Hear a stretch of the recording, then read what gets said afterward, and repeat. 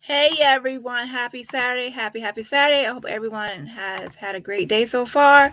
And yeah, you enjoy the rest of your weekend. Okay, so let's see what's going on. We have 42,091 signatures. We have 42,091 signatures on the Shanquella Robinson petition. So yeah, we're still on our way to 50K. That's the goal, to get to 50K. However, I will go ahead and resubmit the petition to everyone this week. And why will I do it this week, even though we're not at my new goal of at least 45K? Is because the last time I submitted it, I think I submitted it when we were at 40,000 or 39,000. And just to make sure, let me actually check my email, because I want to make sure I'm giving the correct number that I sent it at before. Okay, because I sent it to U.S. officials. It was actually kind of like right before the... Okay, it was April 5th, and it was right before they made that announcement. And we were at 39,457 signatures, and that's when I sent it out. Okay, so now I am going to, and that was April 5th when we were at 39,457, and now that we're at, let's see here, go back to the petition. Now that we're at 42,091 signatures, it's time to go ahead and resubmit this information.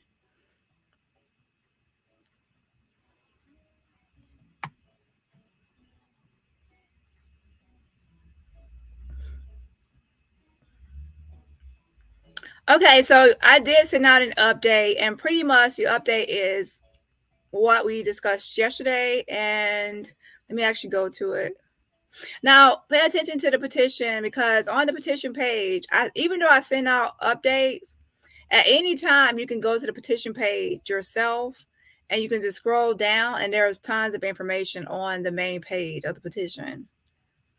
There's links to people you can email, and there's like links to their Twitter or Facebook posts. There's different information there and things you can do to help, okay? However, I sent out an email because obviously not everyone keeps checking on a petition and going to the petition and going to the petition. Everyone has a life. They're going through their life. They're going through their day-to-day. That's why I sent out an email, because it's just like a reminder, a friendly reminder to send out this, or we need to still be working on it. But however, the emails I send out are already on a petition. So anywho, right here we have Washington, D.C. A rally is scheduled for Shanquella, May 19, 2023 at 8:30 a.m. at 633 Pennsylvania Avenue, Northwest. And then this is a petition update. And of course, you would just click on it, and it says Washington rally for Shanquella Robinson, and also new email contact. May 7, 2023. Happy Saturday, everyone. On May 19th at 8:30 a.m., join Shanquella's family in their pursuit of justice. The upcoming rally will be held at 633 Pennsylvania Avenue Northwest, Washington, D.C., 2004. Also, please email the 2 U.S. attorneys who are responsible for making the extradition decision on whether to extradite Dejanae Jackson back to Mexico. And then I have the 2 email addresses, Dina King and Sandra Hairston. Okay, now let me go ahead and pull up the document and let me know. Wait 1 second. Let me know if you are not receiving your notifications. Press 1 if you're not receiving. If you signed the petition and you're not receiving notifications, press 1 so I can get a little tally. And then, of course, thanks and have a blessed day. So if you signed a petition and you are not getting email notifications on next steps, press 1 in the chat, please. And let me go ahead and pull up the document so I can actually show you all who the 2 U.S. attorneys are. Because you know me, I like to put a face out here so that way you'll get a more of a visual of who we are emailing. Okay. 1 second. Also, I'm going to pull up the document that was released that we all know that kind of like upset us, of course, but it did not throw us off track. We're still focused on the ultimate goal of justice for Shanquella. But yeah, that press release statement that was released by the U.S. attorneys and obviously forwarded to a lot of media and also included myself. I was added by the FBI to get the press release statement as well. Okay.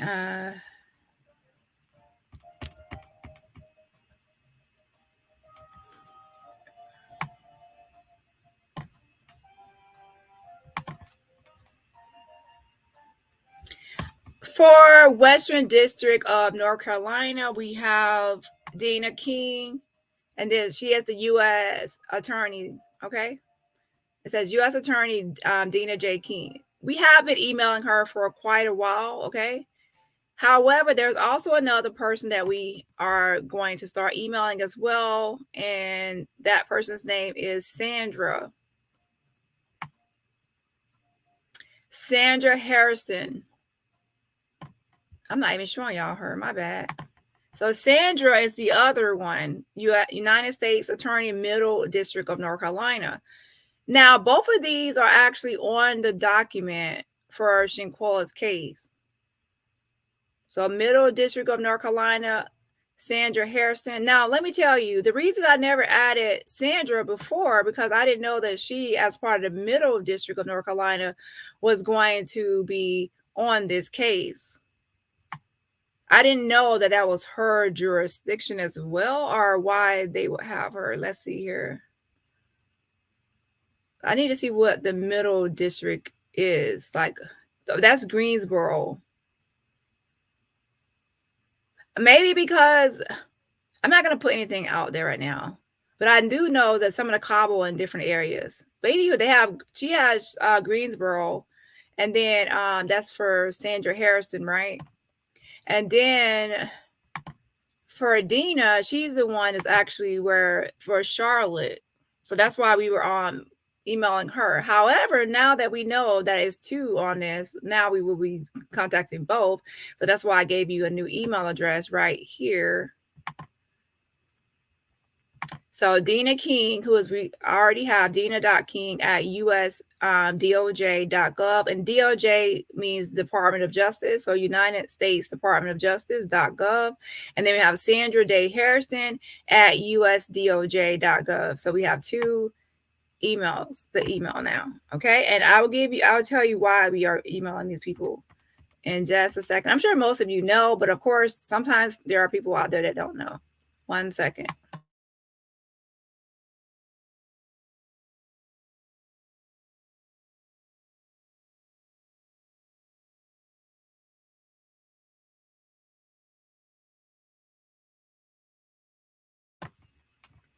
Okay, so basically,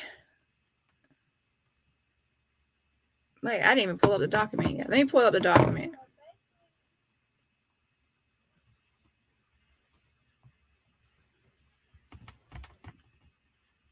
Make sure y'all hitting that like button as well. That helps to get the video into the algorithm. So make sure you hit that like button. That's a free way to support this channel.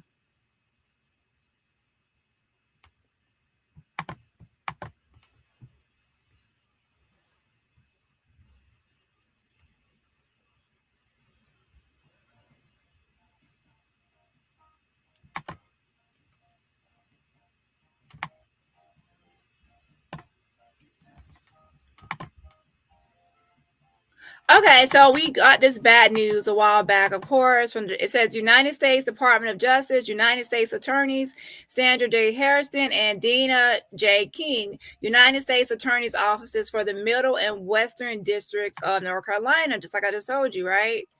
And it says for immediate release Wednesday, April 12, 2023. And remember, I said I sent that petition out to them, I think April 5th. So then a week later, I thought I sent those like 39,000 something signatures.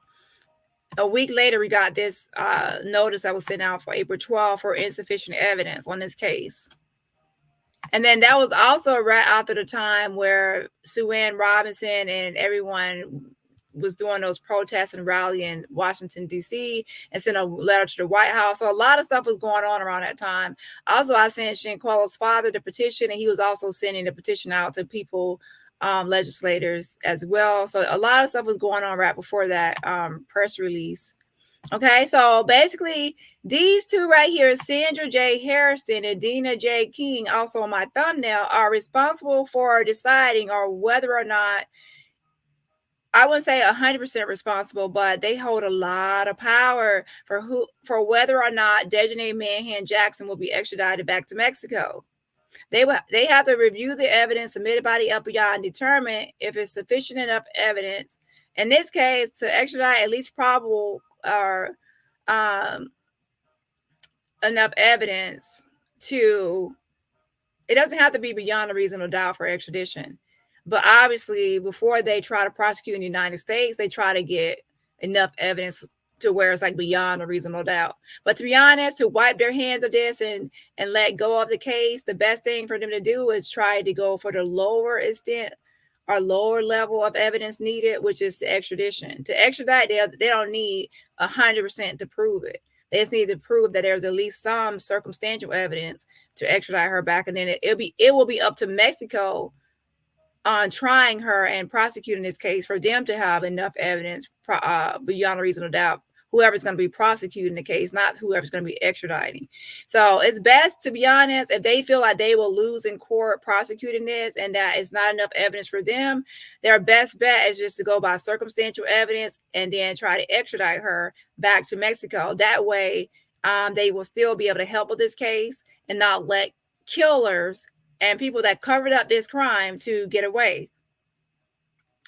So yeah, that's why I said to email these two, because if you want justice for Shanquella, the two top decision makers that we need to apply pressure to are these two women, Sandra Harrison and Dina King. And let me show you one more time. And then on this document, at the very top, it says United States Attorney's Office for the Middle and Western Districts of North Carolina. Sandra Hairston is the Middle District. This is her.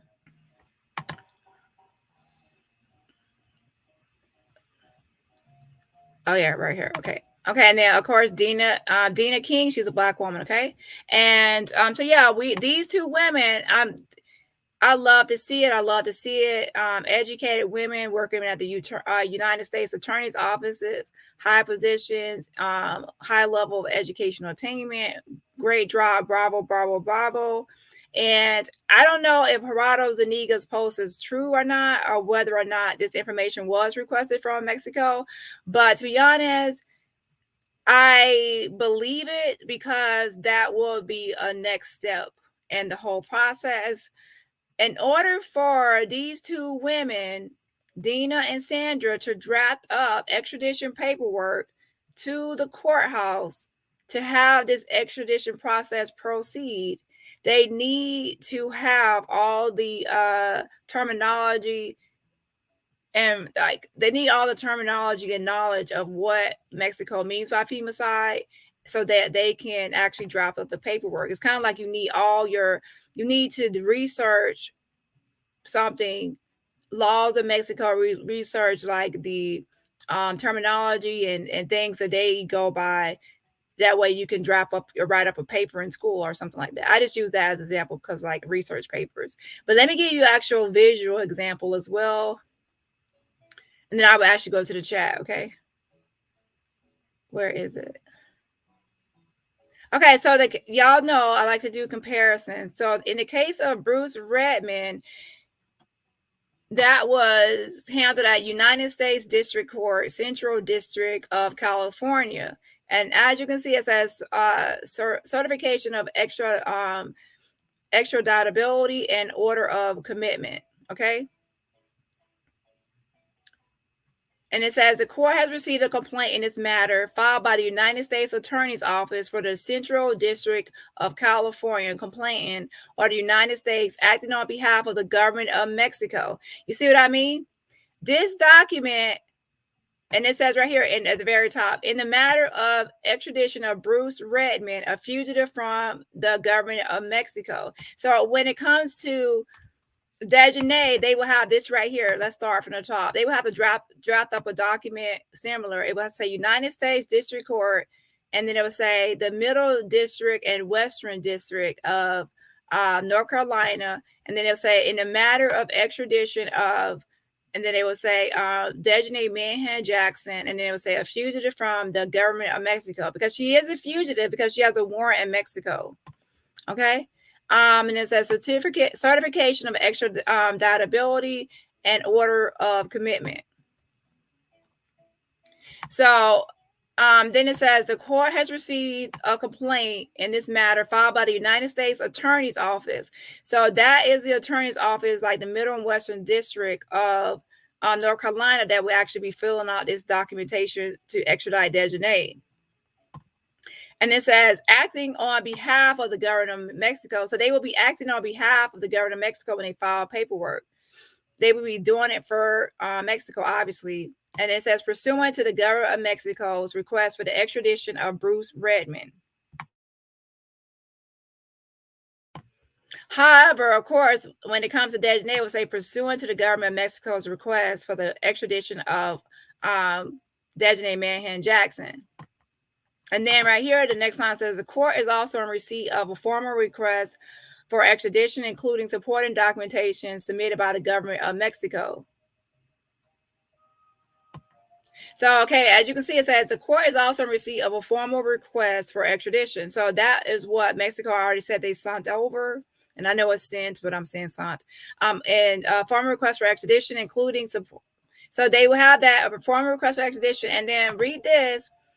Including supporting documentation submitted by the government of Mexico. So anything they will consider supporting documents that will support the extradition.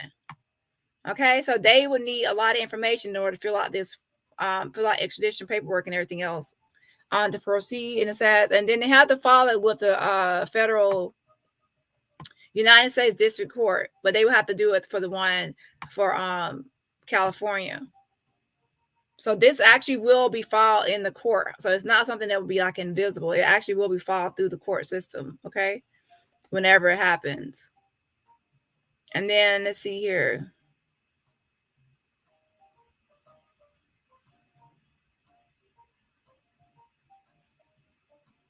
So, and it also goes on to say they have submitted evidence, anything they could possibly submit, okay? And of course, people can have all people that are accused of a crime have the right to hearings and things like that. So, of course, the court conducted an extradition hearing at which Bruce Redman appeared with counsel. The court has carefully reviewed the evidence and arguments presented by the parties in their papers at the extradition hearing and makes the findings set forth below. So as you can see, I'm just going to skip down now. If you want to actually see this document, you can press 2 in the chat. Press 2 in the chat, and I will actually let you see this full 17-page document from Bruce Redman case. I'll actually share the link to it. But let me go down to where it's ordered so that way I can show you.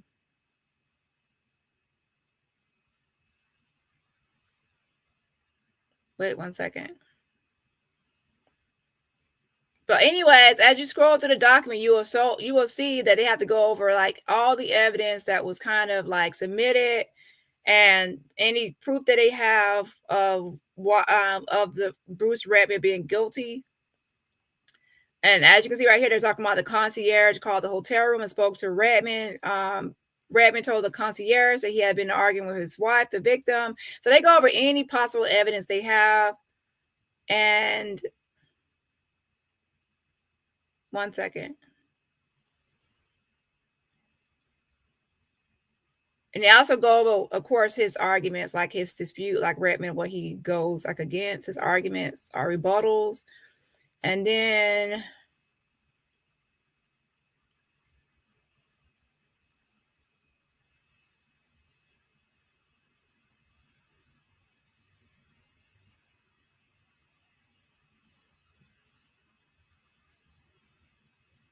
go over statements by hotel employees. Let's keep scrolling.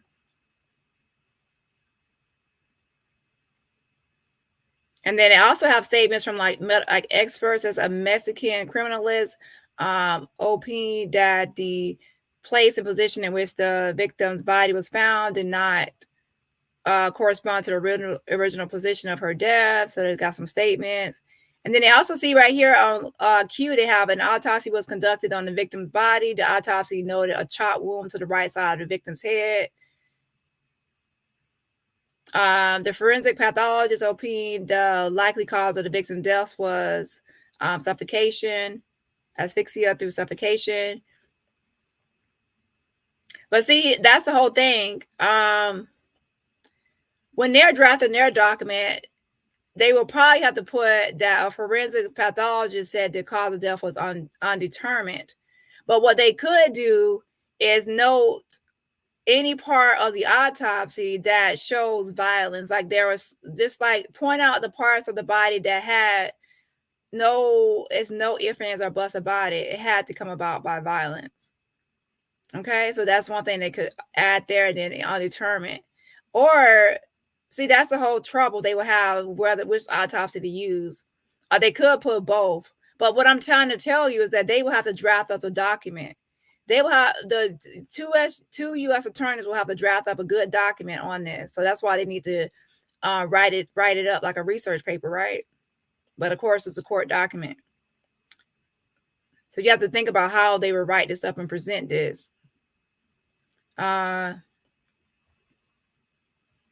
In the bathroom, forensic examiners noticed small spotting on the column of the wash basin. Forensic examiners found a red stain on one of the bed pillows. See, what I'm wondering is I wonder if they have any crime scene investigation evidence that has been submitted. Because what I'm seeing in the Bruce Redman is that they have a lot of at least crime scene investigation, like things they could, like evidence gathered and collected from the crime scene, right? It says like a forensic examiners found a red stain on one of the bed pillows. And forensic examiners found additional stains on the handrail of the balcony. You see what I'm saying? At least 2 such samples likewise initially tested positive for blood. See, this is evidence they're finding from the at least at the crime scene or near it, right?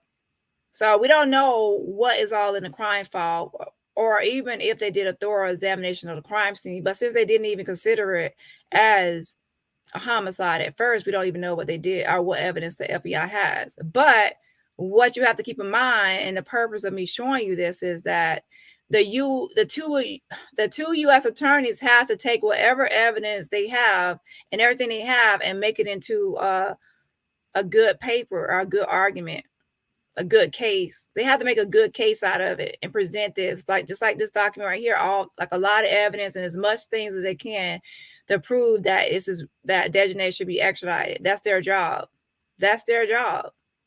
So it makes sense based on what Gerardo Zuniga posted on his community wall. It makes sense that he's stating, I haven't got no sleep, so bear with me. It makes sense that the U.S. attorneys will want more information on the terminology and phrasing and wording and usage and how Mexico defines, how they define the word femicide, how it is applied, its application of that word. So that way they can write up their documents and use that information to get a better understanding of like how to approach this. So what I need now is actually, I need Mexico's full paperwork and how they define it. I want to see it myself. And the reason I want to see it is because if the U.S. attorneys are asking for this information, I want to see what they're going to see. You know what I'm saying? Like I want to see, and I'm hoping that everything that Mexico has and how they defined it, that Shanquella's case can fit into that.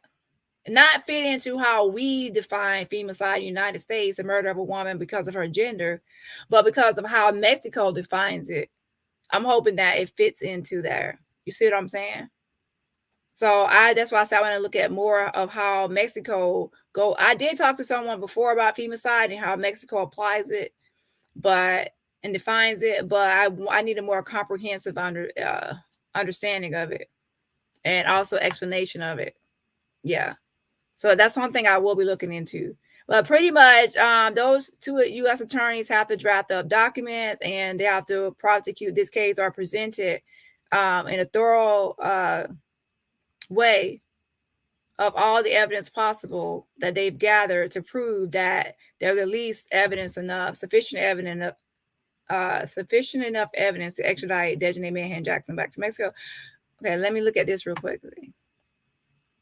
Okay, so let's go to number 7. So you'll see the whole document is full of all the evidence and arguing their case to why there's a sufficient enough evidence for extradition. And then it says right here on number 7, based on the foregoing findings, the court concludes that Bruce Redman is extraditable for the offense for which extradition has been requested, and hereby certifies its finding to the United States Secretary of State as required. So what we need them to say for this case, it says, based on the foregoing findings, the court concludes that Dejanay Manhan Jackson is extraditable for the offense for which extradition has been requested, and hereby certifies this finding to the United States Secretary of State as required. So that's what we need them to state. Now, if it goes down,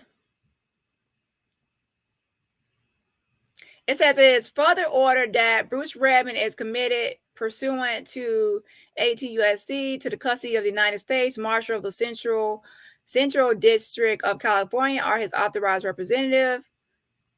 Dare to remain pending final. Wait a second.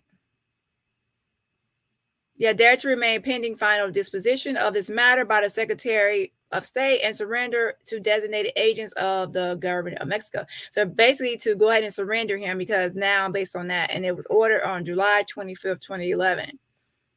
Now for his case, let me see one thing.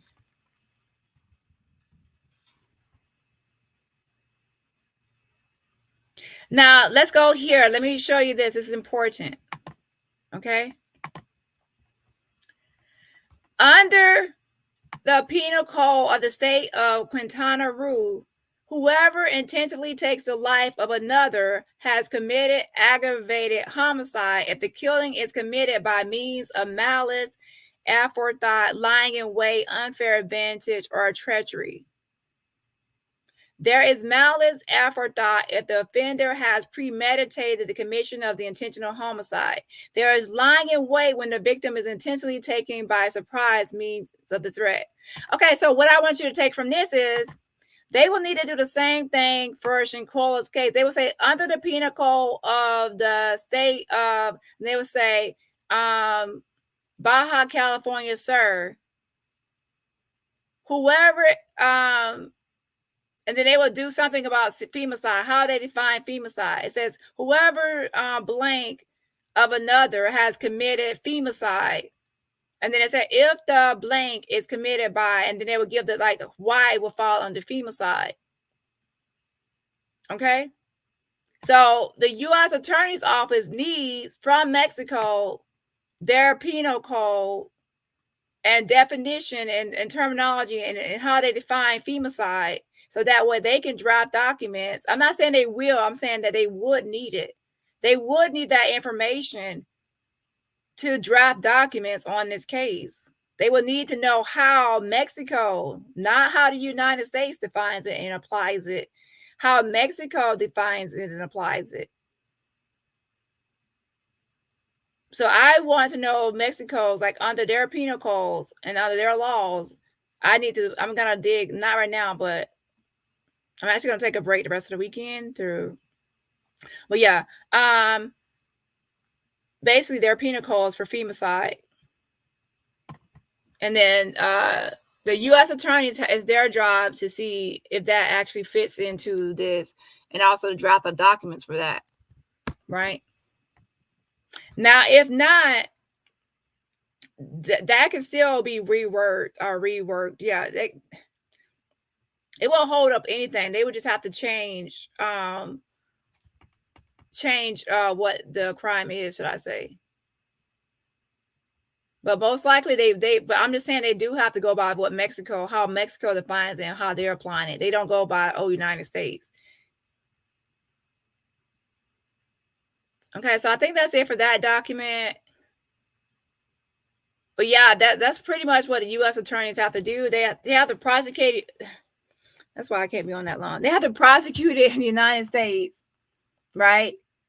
Themselves or extradite. But whether they prosecute themselves or extradite, they still are responsible for drafting up court documents. So they're still responsible for drafting up court documents, whether they prosecute or extradite. Okay, so let me go ahead and look at your responses in the chat. I know I said there was a 1 option and there was a 2 option. So let me go look at your responses. Okay, let's see.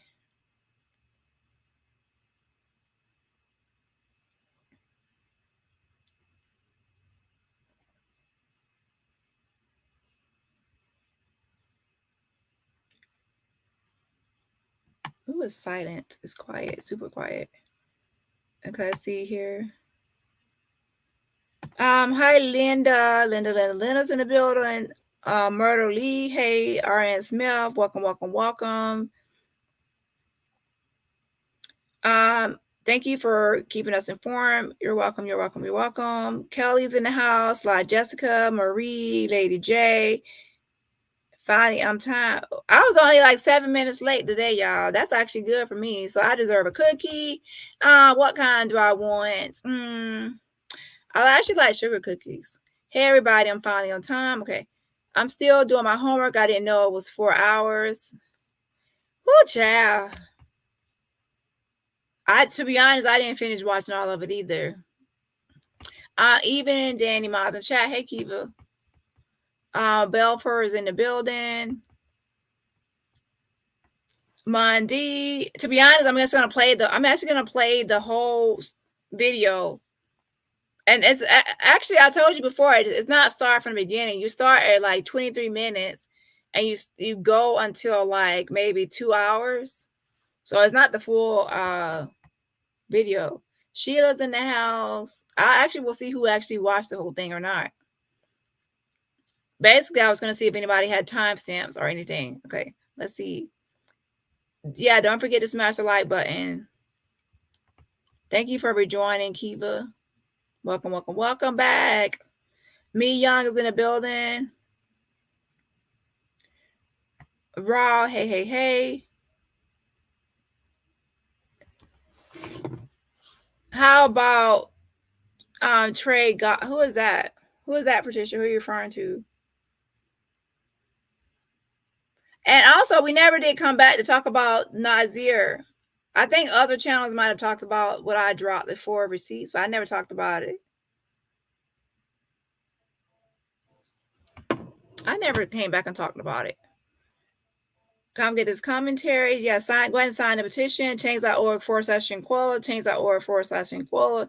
Caroline's in the house. And yeah, I already sent my email to Sandra. So make sure you also send it. For those that are not getting email notification, check your spam folder. Search your email inbox. Go to your email inbox and search Danielle. Search up Danielle Robertson, then my name should come up of things that were sent from Change.org on my behalf. Or search up Change.org. And from there, you should be able to see mail that was possibly sent to spam. If you still don't see it, you need to go to Change.org and turn your notifications on, because you might have already turned your notifications off from a previous case that you signed up for and you got sick of notifications, so you turned it off. So now you have to go back and turn it on. And it's working because you know how it's working? Because I get emails. Like every time I send it out, so I get an email. Because when you create a petition, you're the first one that signs it. So you get emails as well. So that's why I know it is being sent out. And when it's not sent out, then I already know it's because you only can send out an email every 24 hours. If I forget and then I actually send it out too soon, and then it'll mess up my whole thing. And then I have to wait another 24 hours for it to fix. I don't know why they haven't fixed that yet, but Elise is related to the Kings and that lady I don't trust because she's in a cover-up. People said that she's related, but no one has posted receipts yet that I know of. I said I will look into it, but I haven't had a chance to look into it. So I haven't. That's not really at the top of my priority list, but I did say I would look into it when I have time. Okay. Welcome, Nana. Is it? Yeah, Nana D. Welcome. Yes, keep on using this hashtag everywhere. Hashtag Justice for Shanquella Robinson. Use that on all platforms.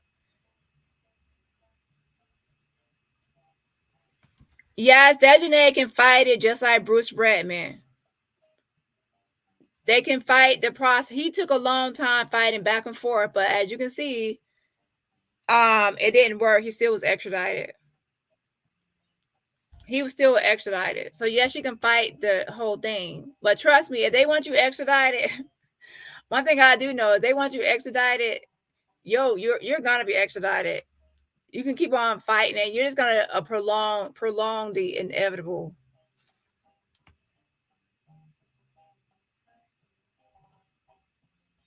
But yeah, he definitely did. Like if you go through the history of him, he did try to fight it. And his lawyer kept on trying to fight it, but it didn't work. His ass still got to serve time. He didn't get that much time. But to be honest, like even if she only got 7 years, we want her over there. I think he only served 7.5 years. But I'd rather her have 7.5 years in Mexico hell prison than zero, nothing. I mean, at this point, we want her to have something. Like, do we want her to have 20, 25 years of life? Yes. But if it's even shorter than that, at least something. Nothing. We don't want her to walk away free. He only got 7.5 years, so he's already free. And he also had time served already.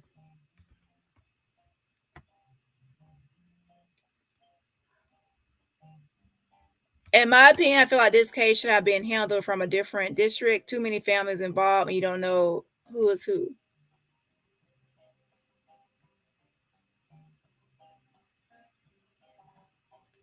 Well, I can't always go by just because someone has the same name. There has to be an actual family tree of clear evidence and connections and of someone being related. You can't just say someone's related by a lot just because they have a similar last name or a same last name.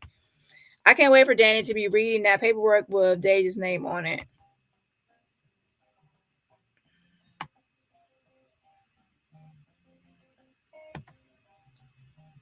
Okay, so I'm gonna post this Bruce Redman case document in the chat.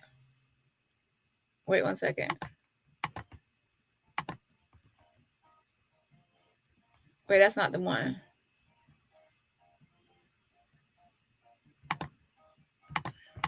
So yeah, this document from the Bruce Redman case pretty much shows you what has to be drafted for extradition, and like what they pretty much had, the evidence they had, and what they submitted. But with Bruce Redman case, like I said, with that Redman case, they at least have some forensic evidence at the crime scene. They went there and took evidence like of the homicide. We don't know what they did at this crime scene, and that's a problem. What I do know is we don't want it to be barely anything or nothing at all, because that's not good. I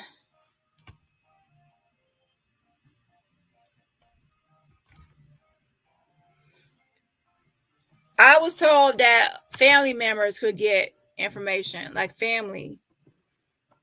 And a lot of stuff, to be honest, like even Sue Ann said, a lot of things you have to go in person, because a lot of times over the phone and things like that, it's not really good communication. A lot of things is done in person. So if someone like goes over there trying to request the stuff like from through email or anything like that, you're really not gonna get anywhere. I don't know how many times I tried to call Daniel De La Rosa Naya, and that phone just rings. But then if you go in person, I heard that you can like reach him.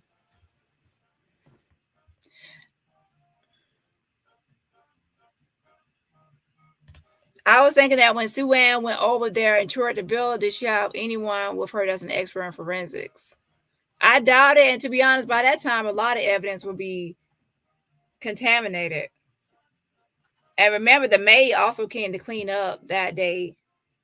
And when the maid came, I'm sure she cleaned up other rooms or other parts of the house before she even cleaned up there. Now, some evidence could still be there after a cleaning. There are some people that actually murdered someone. They try to clean out the car, but there's too much blood loss or too much stuff going on, and there's still evidence left. So cleaning doesn't always get rid of all evidence, but it can get rid of some. By the time Sue Ann went there, that a lot of evidence. Sandy's in the house. Welcome. Richard Hampton. Hey, Danny. Yeah, Justice for Shanquella Robinson. Keep hashtagging out all platforms. Okay, let's see.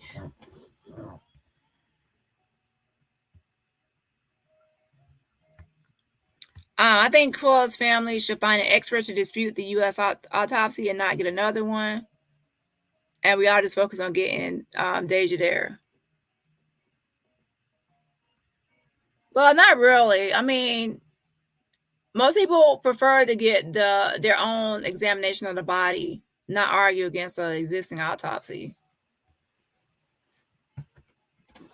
It depends, like what pictures do they have. Like usually they take pictures of the body, they have X-rays and things like that. So I guess if someone has all, not just the autopsy that we see, but the actual like photographs of the body, everything. And also, did Mexico take photos of the body and X-rays? How did Mexico determine that it was Atlas dislocation or luxation? How did they determine that, right? So in that same way, they need to actually submit theirs. What was the discrepancy? So I would actually want to see like all the photographs and X-rays and like all the testing that was done. There has to be something there. So I don't know. Usually photographs and X-rays and other things are different things are taken of the body, right? Mexico says they have enough, so let's just go that route. Exactly. Just extradite.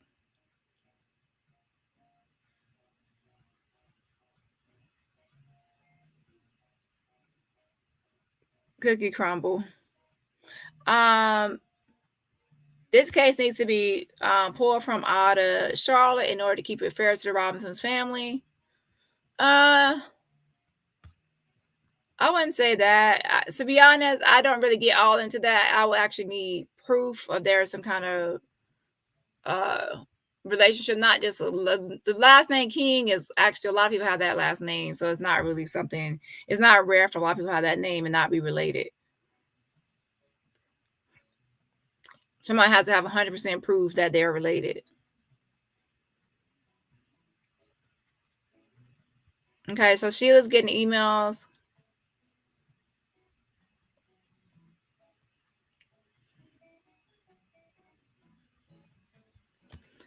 Myrtle Lee says, I always thought that they meant the same thing, taking the life of a female.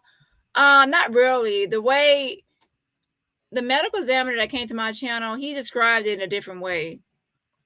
And I can actually send you the link. Just Google my channel, not Google my channel, but search my channel. When I spoke to a medical examiner, he gave like his explanation of why they labeled it as femicide and why they would label that as first. And then later on, they actually do like another, like once they start off with femicide and then they might change it to something else later. But he basically was saying like it's an intimate relationship, and that could be also a friendship and not just like a romantic relationship. And then in that relationship there was trust. He just said different things, and then later possibly it could be changed to homicide and not femicide. But at first sometimes they put things as femicide. That's what he stated. So I haven't looked into it myself, and that's why I said that I'm going to look into it myself as well.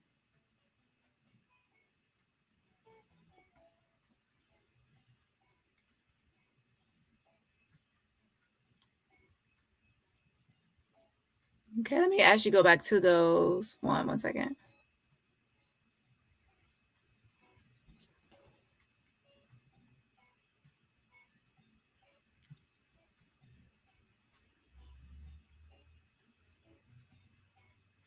Now, I did send out an email today with the rally, so hopefully more people will start coming to the rally. And it's May 19th, so it's on like 13 days. Yeah, to promote this. So most likely I will try to send out an email every day. That way we can try to get more people out there. And that's only if people check their emails. If people are checking their emails and spreading the word. Right, convicted in Mexico, and then the family can sue for wrongful unaliving. Yes, this extradite.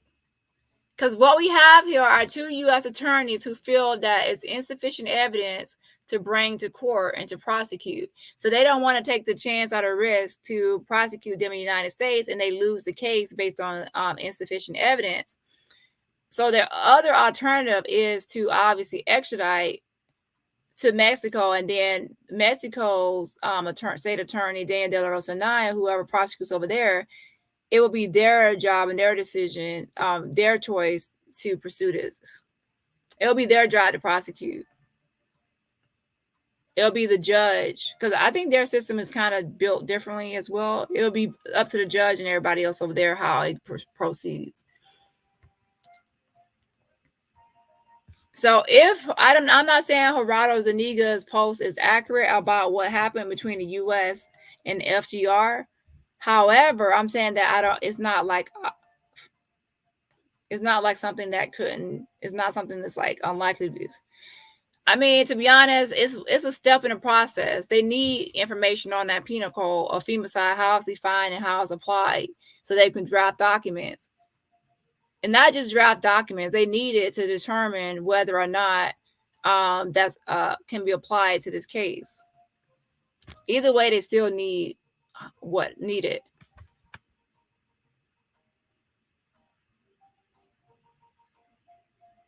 But like I said, I'm still just waiting for real receipt or real evidence. Okay, let's see here.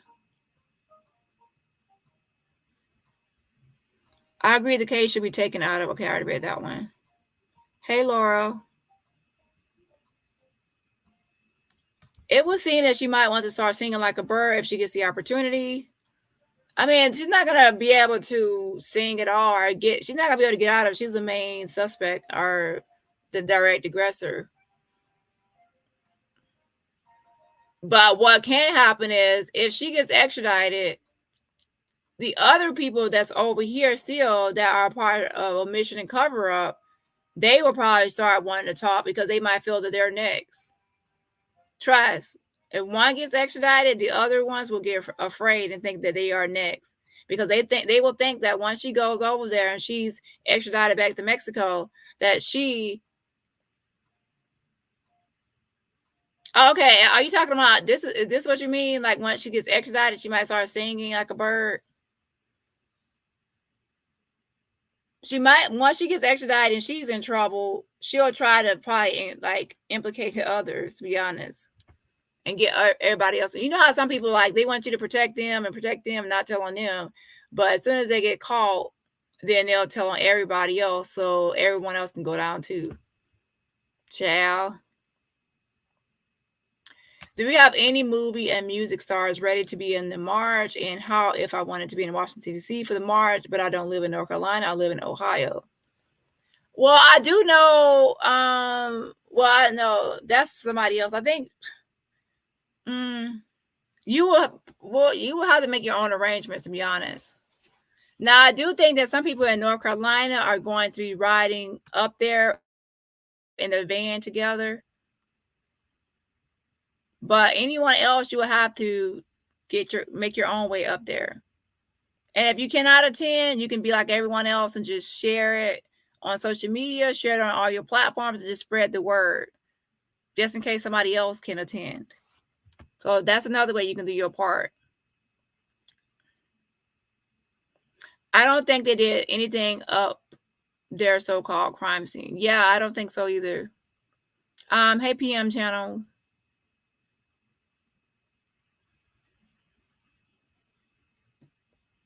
I don't think they did anything at the crime scene. I think most of the evidence will have been in the trash cans, like bloody rags and stuff like that.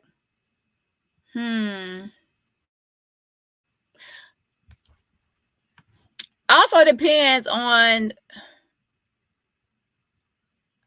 if she had those injuries. Like, well, yeah, it should be some.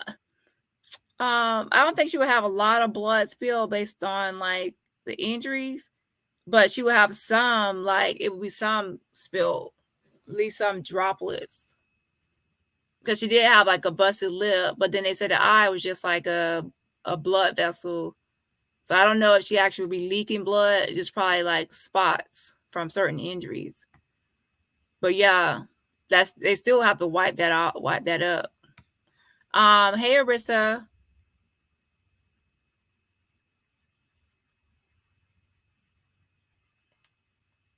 I would just love to know what the second opinion of the broken neck is, because if there's no internal break, New Mexico made it up, and why? Okay, we need to make sure that we're talking about Mexico and not New Mexico. And also, we don't know if they made it up. It could be translation issue as well, as far as the injuries go. I doubt to be honest, I doubt they just made up like she had that injury. There has to be something going on here. We don't know. I don't know exactly what it is. And to be honest, no one really knows until we can see like how Mexico came up with that determination and how the United States came up with that. Because yeah, so we would need to see. That's where another person will come in to kind of break that. Yeah, we don't know. We don't know. We don't see. Where are the X-rays? Where are the X-rays? Where are the pictures? Like, what all do they use to make this determination? That would be up to an expert to compare Mexico's autopsy and United States autopsy, and that's why some people say to get a third autopsy done. Shout out to Arista Bay. Yes, thank you so much for the super sticker. So again, thank you so much for supporting my channel. So again, shout out to Arista Bay for supporting my channel. Everybody else, you can support the channel for free just by hitting that like button. So hit that like button.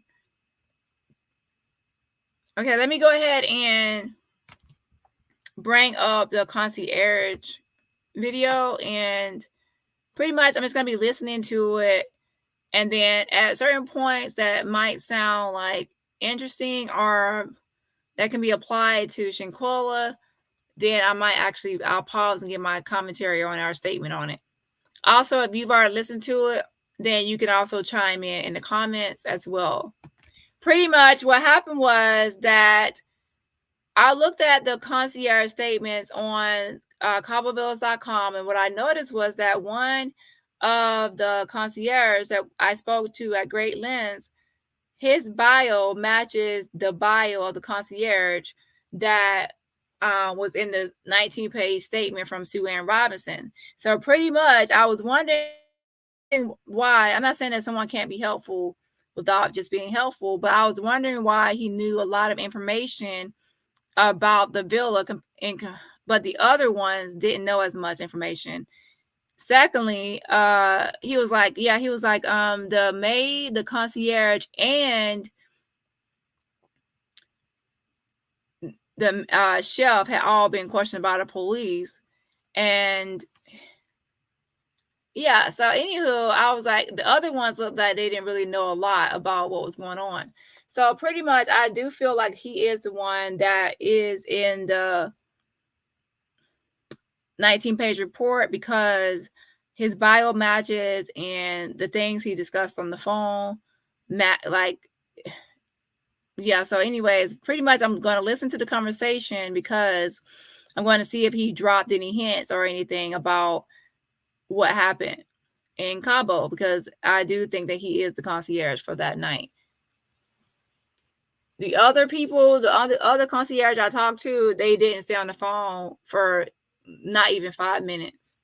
But he stayed on the phone for hours just answering questions. And you know what? Being helpful. And to be honest, well, right now he cannot really talk anymore because they silenced him. They said that he cannot talk or anything like that. But the last time I did talk to him, he spoke on the phone for maybe like 10 minutes, and he just said, yeah, they have a pool service. He already knows I have a channel, and he pretty much already knows like what I was calling about, so it's no secret. And he also sent me like 2 news articles from Mexico and things like that. So now don't think that you can call him and talk to him, because he's not going to be talking anymore. But he did talk to me twice before. But at that time, I didn't know that he was the concierge for that night. But now I do know. Okay. I think they should appoint someone else outside of...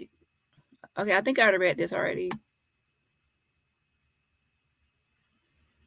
I don't think you said it, Juanita, or somebody else, but I remember seeing that statement before.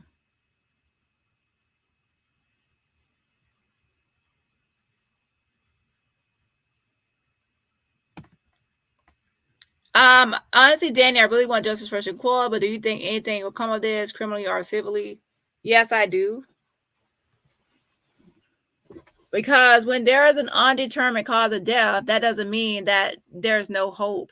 Undetermined, I don't know. See, I'm not gonna, to be honest, I don't have a lot of energy to go over everything I discussed previously. That's why I'm only gonna do the concierge video, and not open chat. Open chat is what I go over every question in the chat, and I respond to every question in the chat.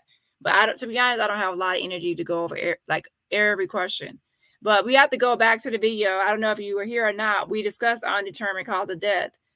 And undetermined cause of death means, it doesn't mean that they don't have any proof that violence occurred. It means that there's conflicting information in the report. They can't say there is some evidence of violence in there.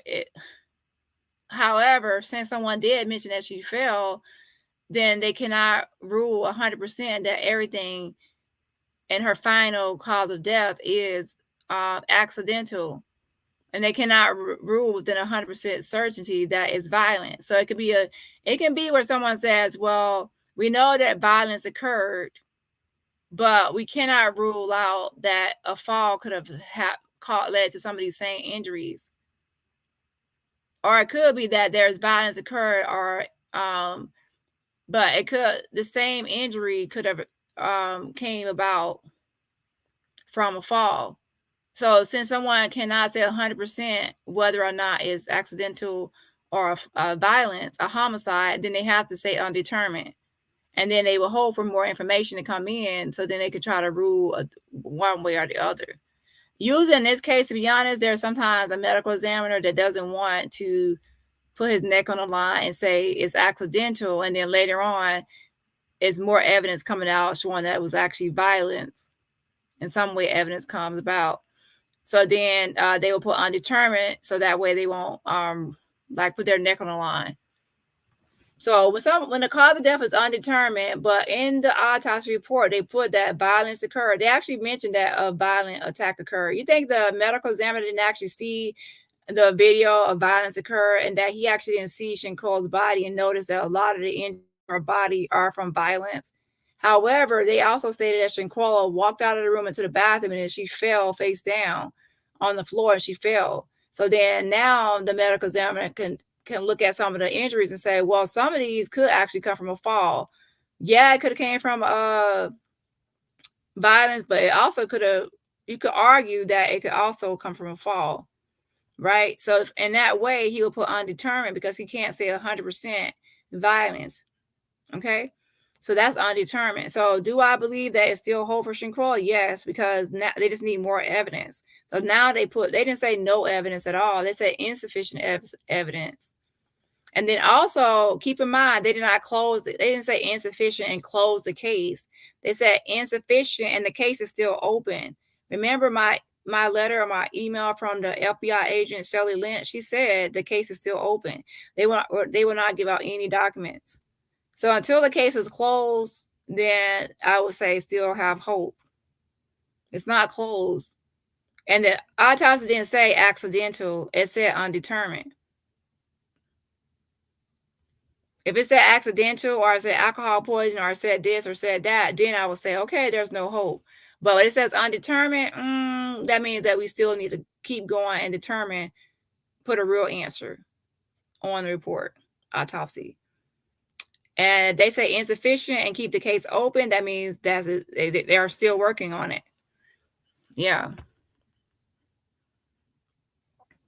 Let's see here. And they can still, and remember, people need to remember, this is United States U.S. Attorney's Office. They are the ones saying insufficient evidence, and they don't want to prosecute the case because they don't feel like they can win in court. That comes with confidence and evidence, and confidence in your evidence, and confidence in what was submitted by the FBI and the evidence collected, that when you go to court, you can win the case against the defense attorneys.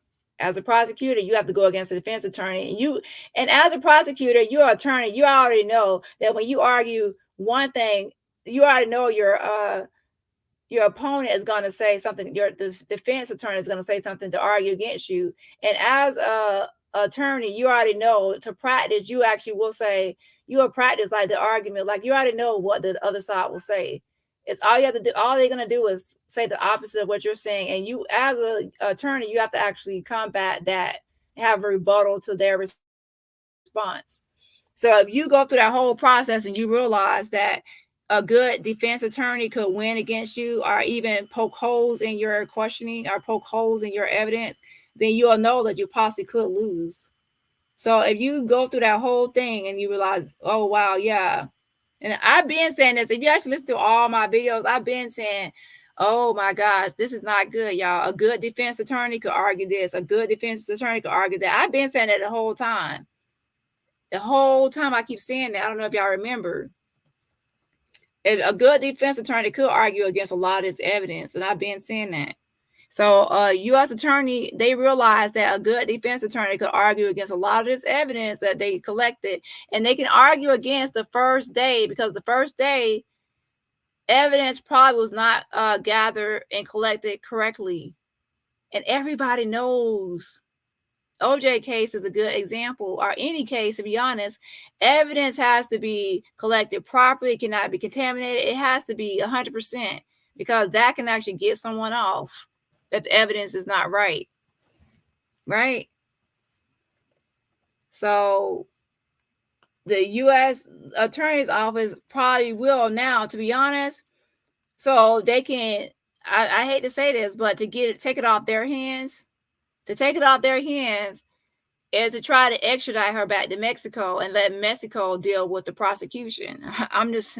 Let Mexico deal with.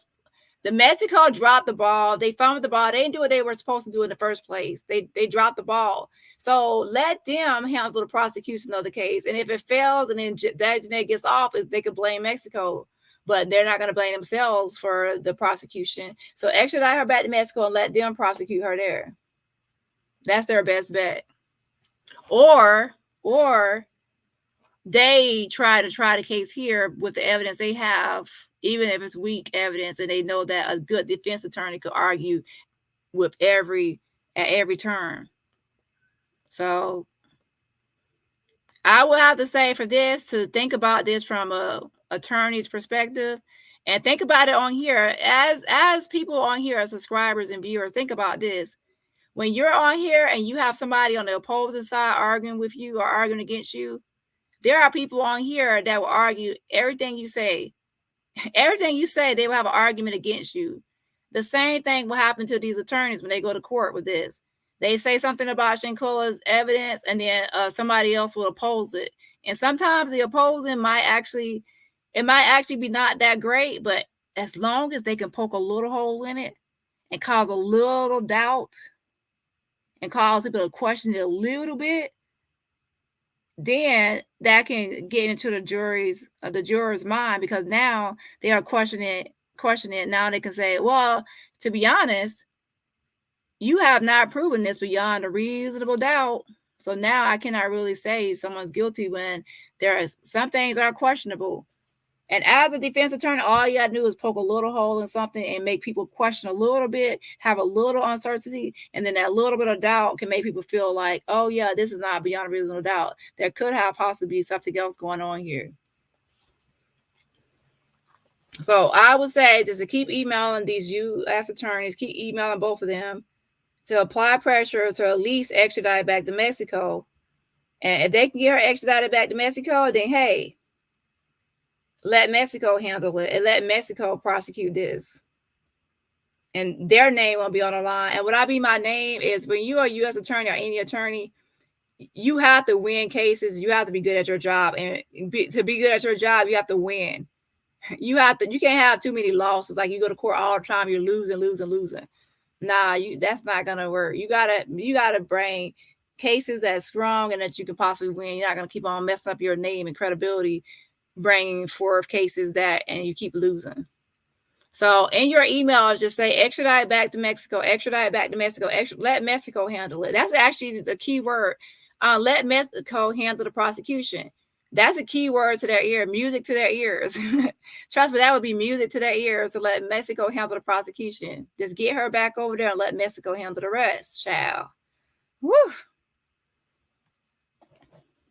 Now, there are some people out there, like attorneys, they believe that they can win any case. Like any case that somebody they think they can win anything because they think they're just that great. And then others don't really take risks like that. They don't take a risk. If they go through all the evidence and they don't see it's a strong case, they're not going to take it. You might actually call an attorney about a case you want them to take. And then they listen to you and they might say, nah, you have to go find another attorney to represent you or find somebody else. Get somebody else to do it. And I'm sure y'all know that some people say that's a strong case, or no, that's not a good case, like that.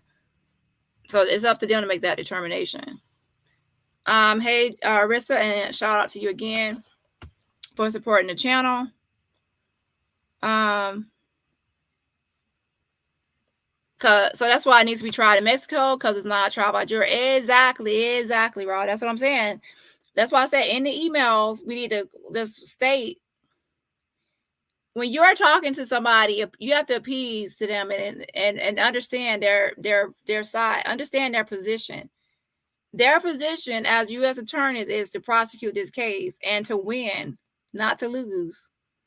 So appealing to them is to say, let Mexico handle it. Mexico, they found the ball on this. They said they have all the evidence and they can do this and they can do that. Let Mexico handle it. And then they'll extradite back to Mexico. Simple. Let Mexico handle it. And yeah, their judicial system is completely different. So it'd be better for Mexico anyway. And to be honest, once her butt gets back to Mexico, we'll know her butt be in Mexico jail. Yes. She'll be in Mexico jail while she's going through the trial. The trial. Like in front of a judge.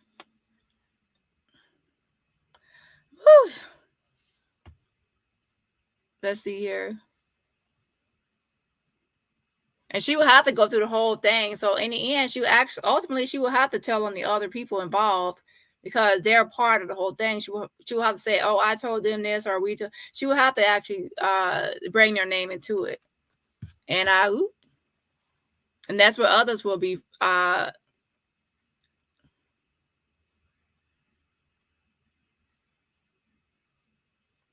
I don't know, from the few minutes of the video, it didn't appear that she was able to get up to go anywhere. She was beat up pretty bad. Yeah, that's what I'm saying. But how do you know? How do you know?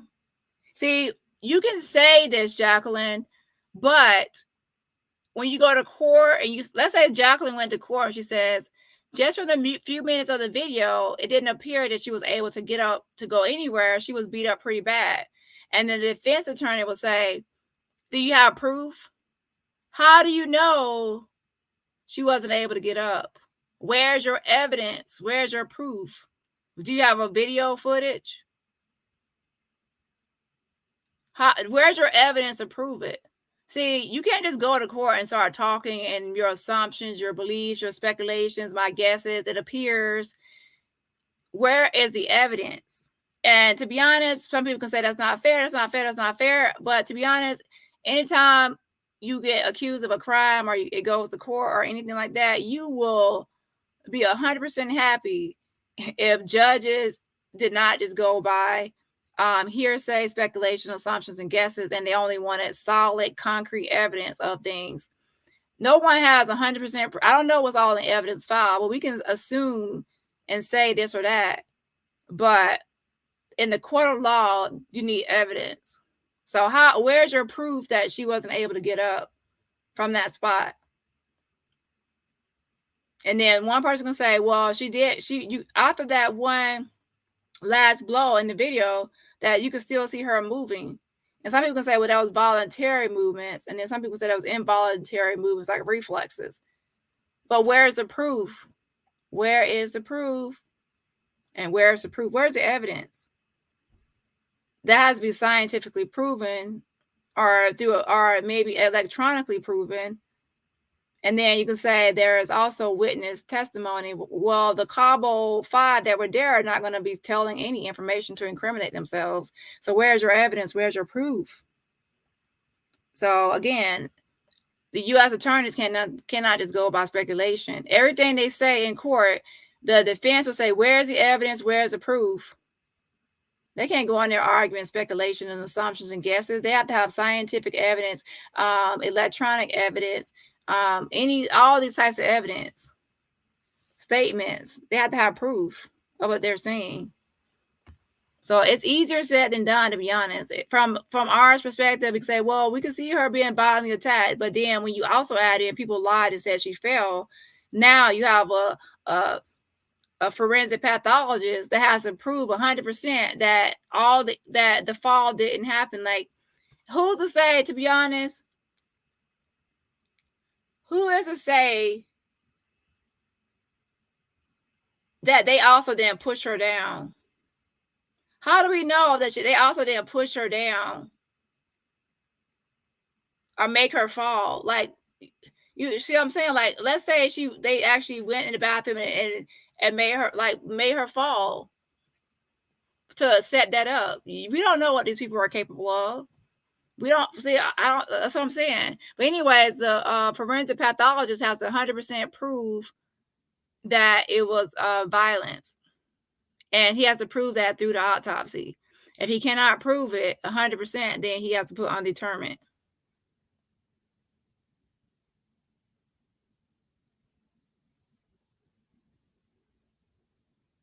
And to be honest, I believe that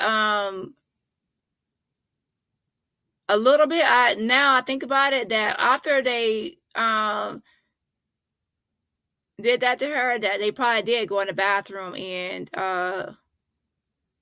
say something. I don't know, because if they found her in the bathroom face down, well, the maid found her face down in the bathroom, then how did she get into that spot of position?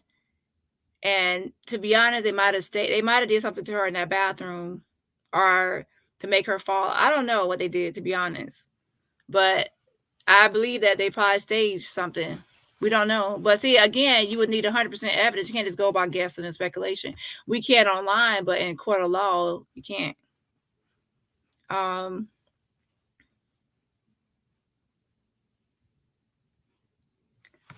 So the hold up is basically because nothing can be proven. Well, that's what's on the document. Remember, it says insufficient evidence. Insufficient evidence means not enough evidence. And they probably, well, the autopsy says undetermined cause of death. To be honest, if the autopsy said homicide, this would be easy peasy, because now the DA, district attorneys, can say her cause of death is homicide. And guess what? There's a video showing her getting brutally attacked. 1 + 1 = 2.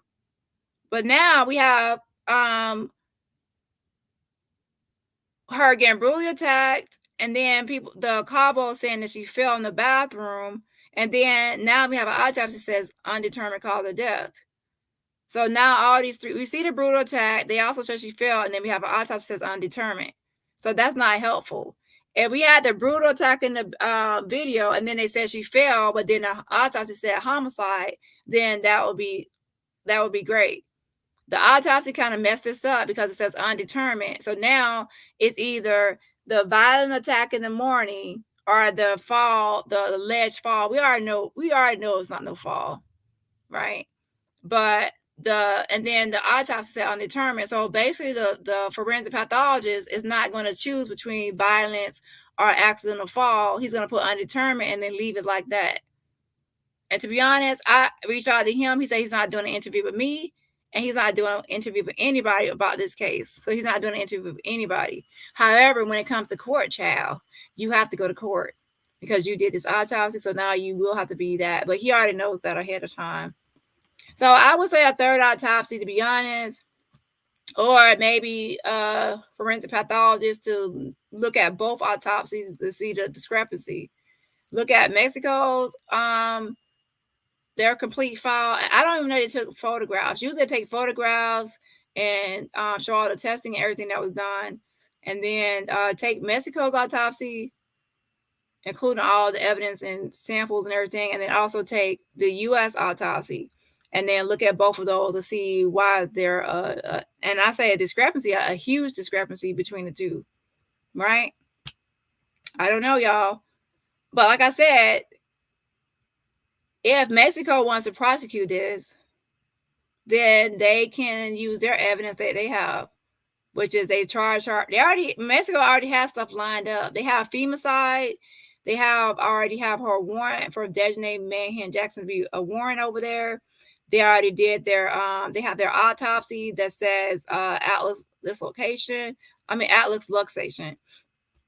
or dislocation. It depends on how I got translated. So let's send her back to Mexico and let them handle it. Simple. Like, nobody told y'all to interfere or jump in. I'm just saying. Y'all should have, y'all were trying to do your own separate investigation to try to do everything else.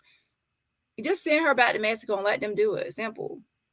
But what we're not going to do is just accept. Think about this. If this was your family, would you accept undetermined cause of death? Like, you would not say, okay, I'll accept undetermined cause of death. No, you want to know why. Going to something at undetermined. That doesn't lead to closure. Nope. If the first one says Atlas luxation and then the second one says undetermined, that's something is off here. So you're still going to pursue this. And just like they are still going to pursue it, the FBI and the DOJ, trust me, they know that violence occurred because they have eyes to see the video. They also know, based on the autopsy and the certain regions of the body that were affected and impacted and injured, where injuries were sustained, that violence occurred.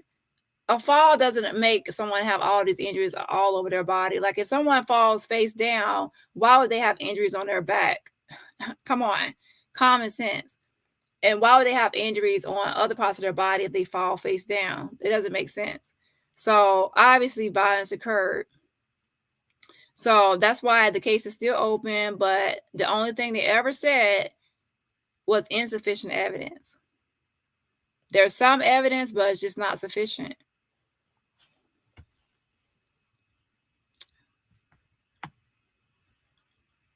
So just like with anything else, until something is 100% closed, and the reason they close it means that there's no case, then you still keep chugging along. You still keep saying hashtag justice for Shanquella. So that's why it needs to be tried in Mexico. You already read that one.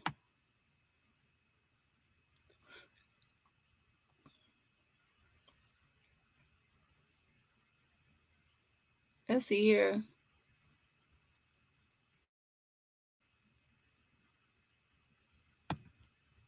And to me, when I hear this concierge, I hear privacy, bit ballers that need confidentiality, etc.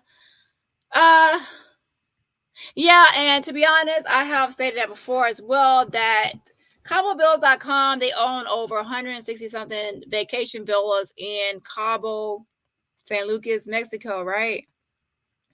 That's like $1 million company. They have a lot to protect, a lot of assets, and they definitely don't want their employees to be giving any sort of statements or putting out anything. They want to protect their brand, their bottom line.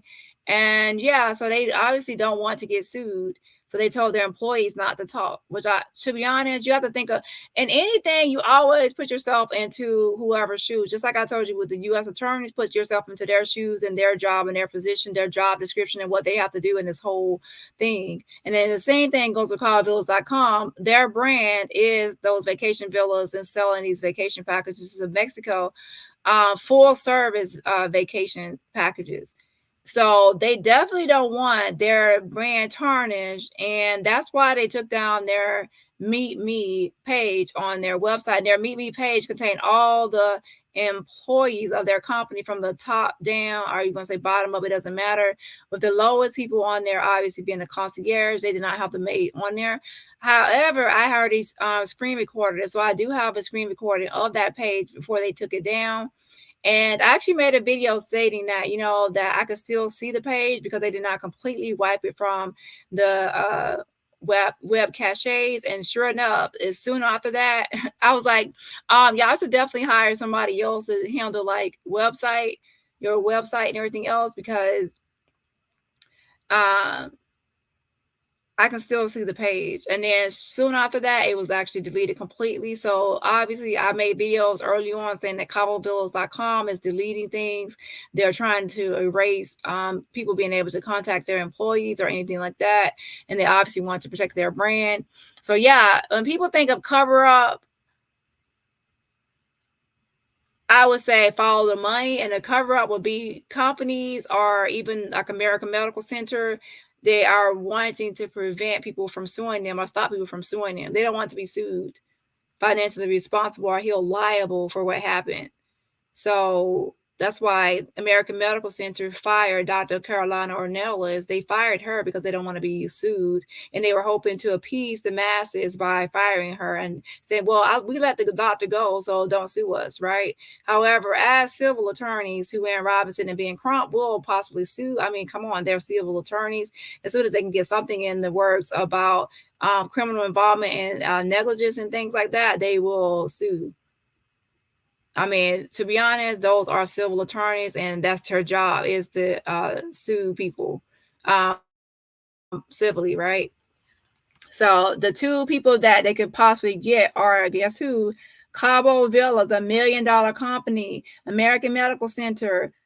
They cater to American tourists. That's why they actually put that name on their their company name is American Medical Center. Oh, we have English speaking staff. We cater to Americans traveling to Cabo, right?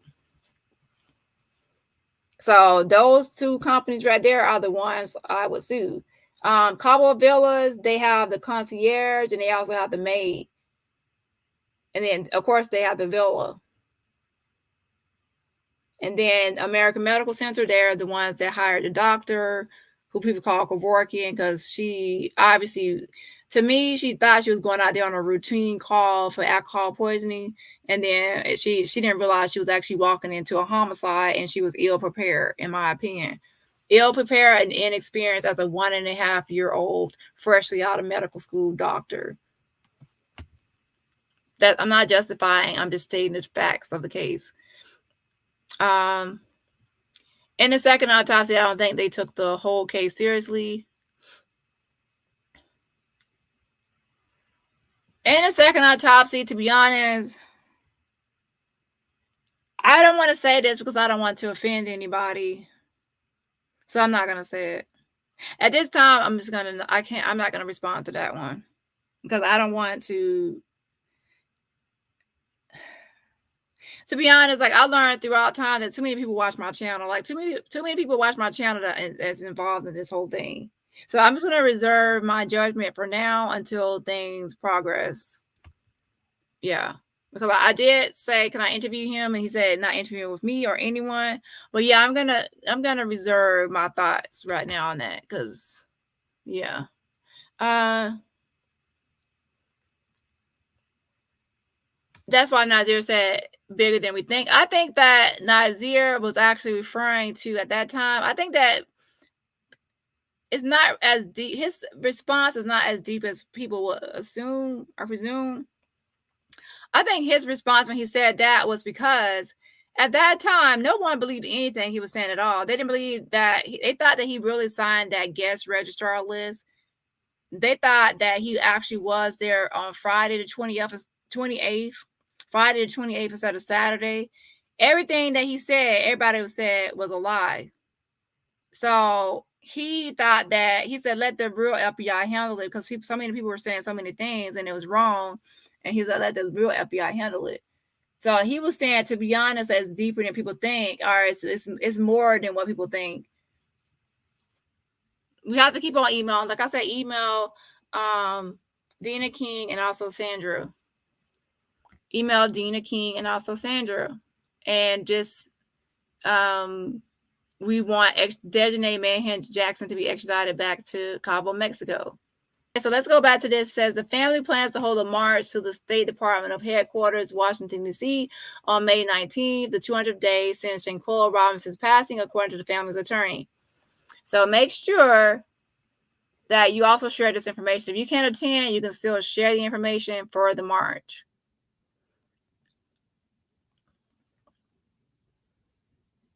Okay, I'm gonna read a few more comments and I'm gonna start playing the video. It's already kind of late, to be honest, because to be honest, this has now changed directions into an open chat. An open chat is when I read a lot of the comments and I respond to the comments, so it becomes open chat. Shout out to Jeanne for this super sticker. She said, I pray they all turn on the one who did it. And what's interesting about that, Jeanne, is that they all lied to the FBI. It's like they still kept with their same story. Some people actually get scared, like once it like escalates until like the FBI. Like you lie to everybody, the parents, you lie to the concierge, the maid, and everybody. And then when you are questioned by the FBI, you still keep your same story. That's brave because usually some people actually crack and they actually like, oh my gosh, it's the FBI. I'm not gonna lie to FBI, but they obviously they kept with their same story. Woo child. I guess they felt like since it worked on everybody else, why not do it with the FBI too and hope for the best? But what's telling is that none of them have spoken. Even now, when the FBI says insufficient evidence, they still are silent, right? Insufficient evidence, most people be like, oh, okay. So that tells me, to be honest, they're still lurking and they're still watching. Even though it said insufficient evidence, they now see that the FBI said the case is still open. So that's why they're not like celebrating or thinking it's like, oh, we can freely roam. Trust me, you think they don't watch all the YouTube videos and watch everything that's going on? And trust me, I know they watch me too. And the FBI said this case is open. Lurking. I still don't even know who struck my channel because at that time it was a YouTuber coming after me, and it was two videos that was struck, and it was a privacy complaint, and only the person that could submit it is somebody on behalf of Dejanay Jackson or somebody impersonating Dejanay Jackson. So I don't know if it was a YouTuber impersonating her or it was actually Dejanay Jackson or someone's behalf, like her attorney or something like that. Yeah.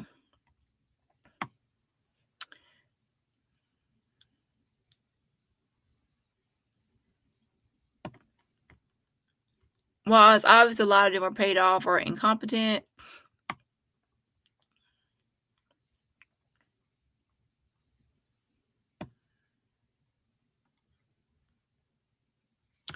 But the video, yeah, that's true.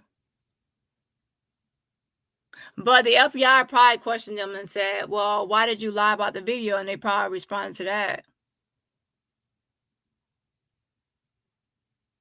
But remember, the new statement in that report, autopsy report, stated that they said that she got up from there and then walked to the bathroom. And then she fell in there or something. So they covered themselves by saying that she was still alive after that brutal attack and that she went in the bathroom and fell.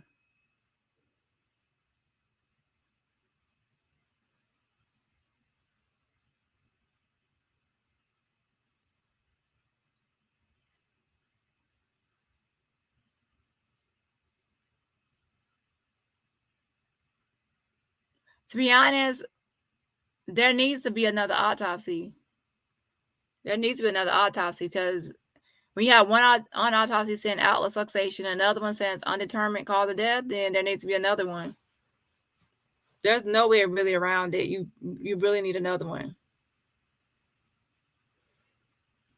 You need another one, or you need someone to completely examine the existing two, and see why there's a huge discrepancy, and not just a little. You can't have one that says spinal cord injury and another one that says not. You gotta see why there's a huge discrepancy.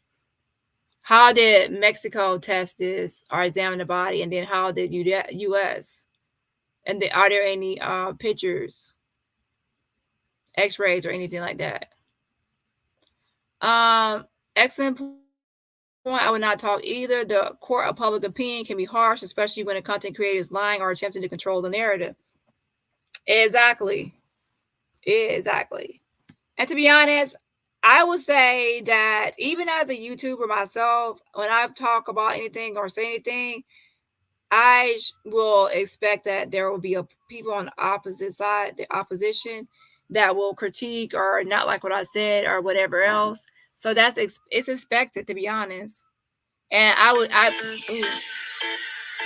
I'm used to it though, right? But when you are new, like Shanquella's father is not new. He's new to the internet stuff. He's not used to all this. Somebody like he's saying something and then all these YouTube channels reporting. He's not used to it. Nazir probably is obviously not used to it. As me, been on his YouTube channel for like a couple years now. Well, it's not 2 years yet. Then I can get used to people like posting a video and then people giving their own opinion or take on it. I'm used to it.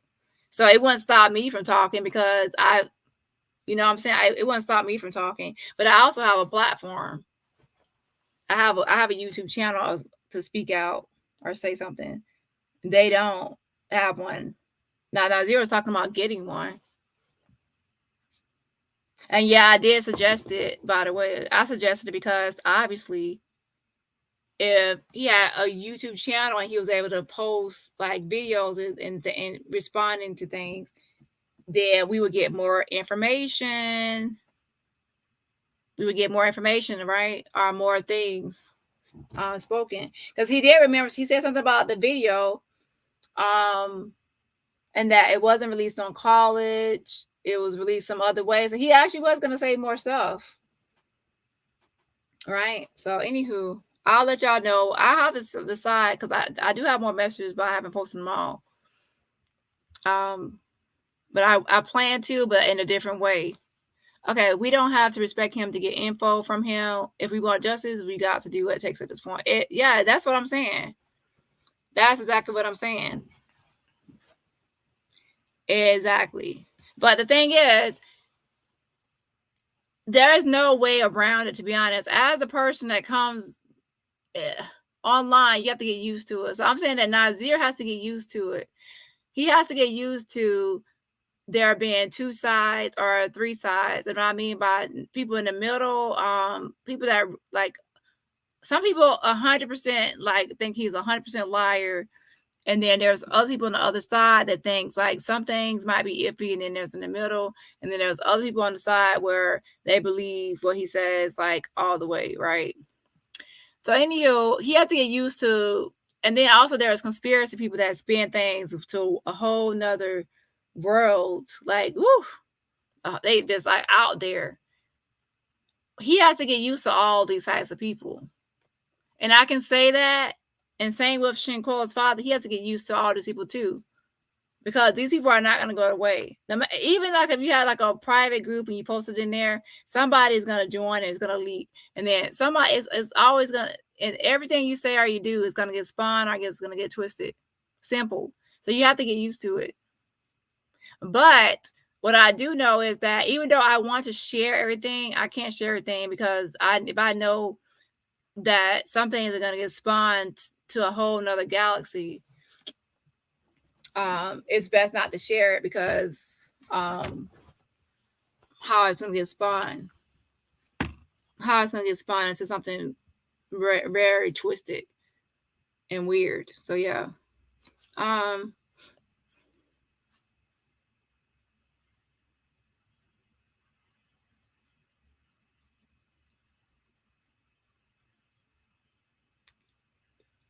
Let's see here. Shanquella Robinson case. Wait 1 second. Shanquella Robinson case never sure how it went this long before charging someone with her murder. The video does not lie, just the two autopsy, which makes no sense. If she was white, the case would have. And again, for Vanessa, I would say the video shows what, and let's stick to the U.S. attorneys.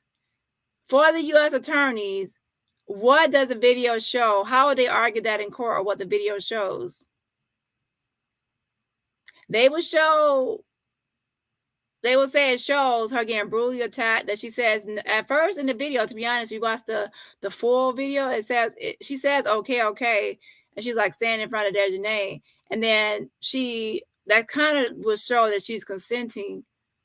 That's how a defense will say. Well, she says okay. They both say okay at the very beginning, and that means she's consenting to what's coming next, like to a mutual combat.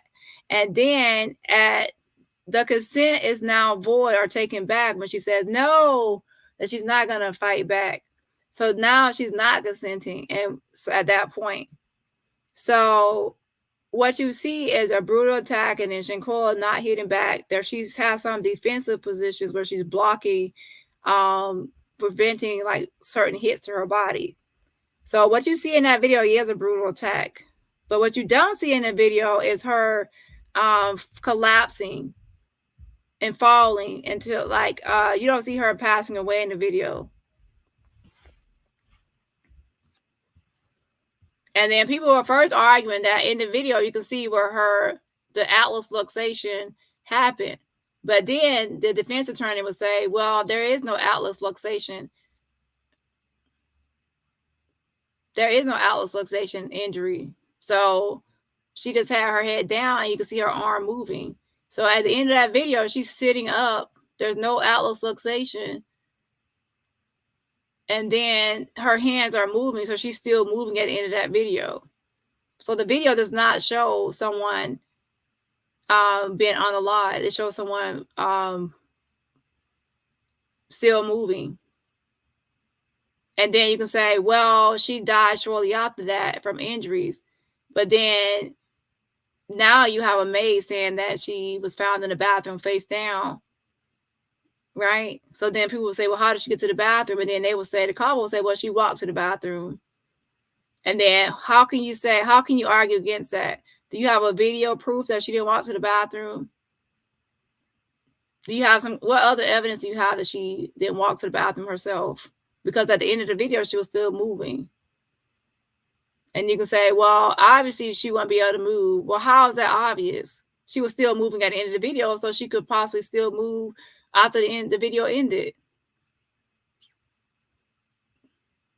And then you can say, well, why would she fall in the bathroom? You can say, well, she just got into, now this is one thing, she just got into a brutal attack. Maybe she was a little dizzy and she fell. And then now she fell, and that's how she passed away, because she fell and hit her head. But anyways, you can say all you want to and talk all you want to, but people are still going to ask you for evidence. That's how courts work and everything works, is by evidence. And when I have the autopsy that says undetermined, that means that they can't determine whether it was violence or accidental fall that killed her with 100% certainty. And since they cannot rule it either way, they have to put undetermined for now.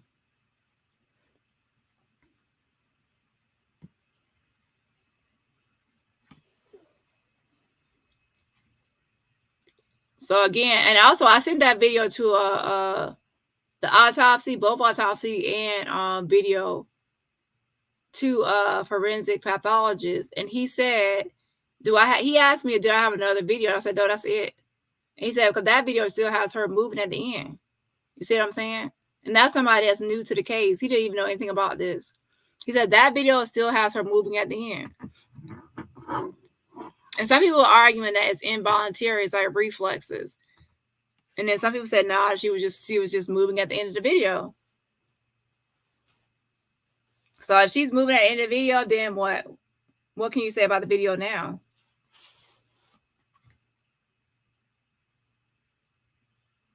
So then now you have to say what happened after the video, since she was still moving at the end of it.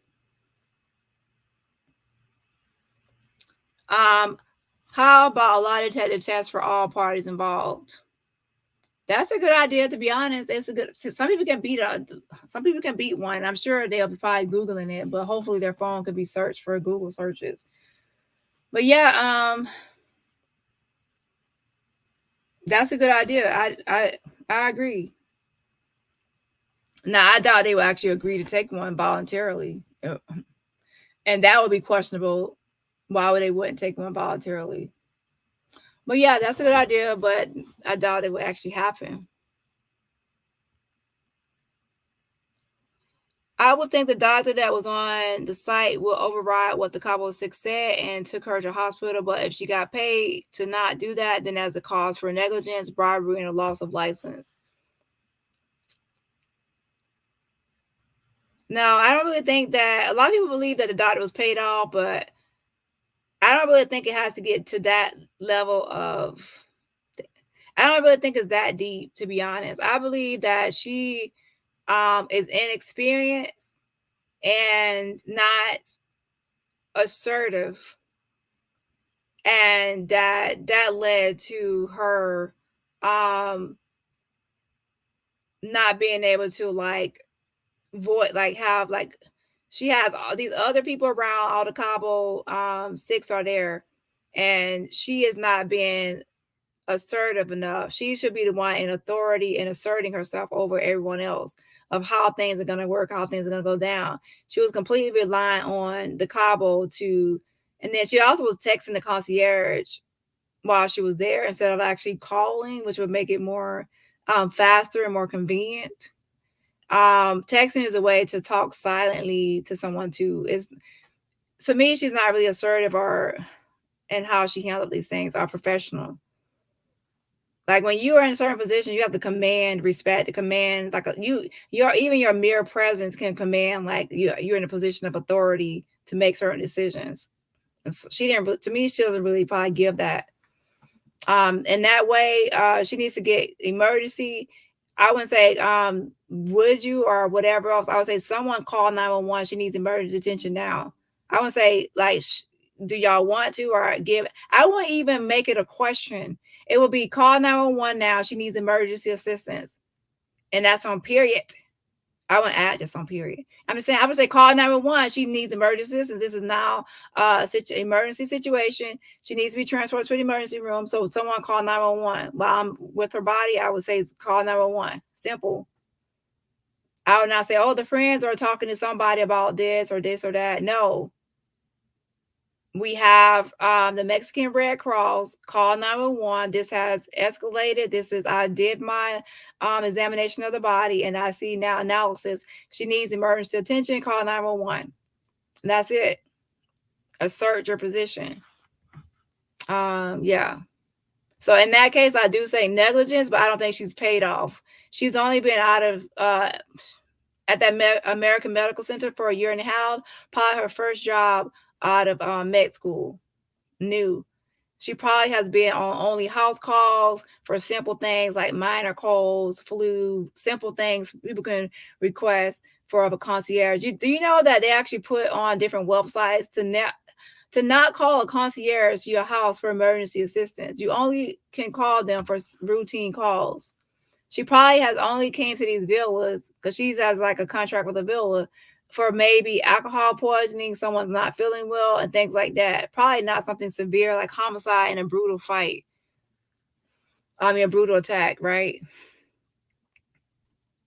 So I don't even think she came there with with the right equipment or all kinds of equipment. She came there probably with only the IV or something for to treat alcohol poisoning. Thought it was something. She thought it would be like an easy call, easy routine call, give someone an IV that drunk too much and call it a day. And it turns out not to be the case.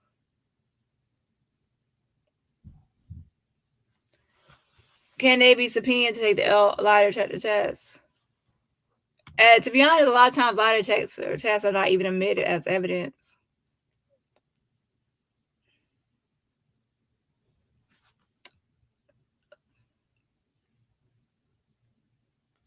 But there is also no evidence or proof that she got up and walked away. They are solely believing the lies of 6 people who took her life. Lies are winning right now. Okay, well, either way, it's not up to the defense to prove anything. The prosecutor has to prove it. So yours right here has nothing to do with what the prosecution has to argue. The prosecution has to say that she did not get up from their spot. That's their. They have to. You have the prosecutors have to prove this, not the defense.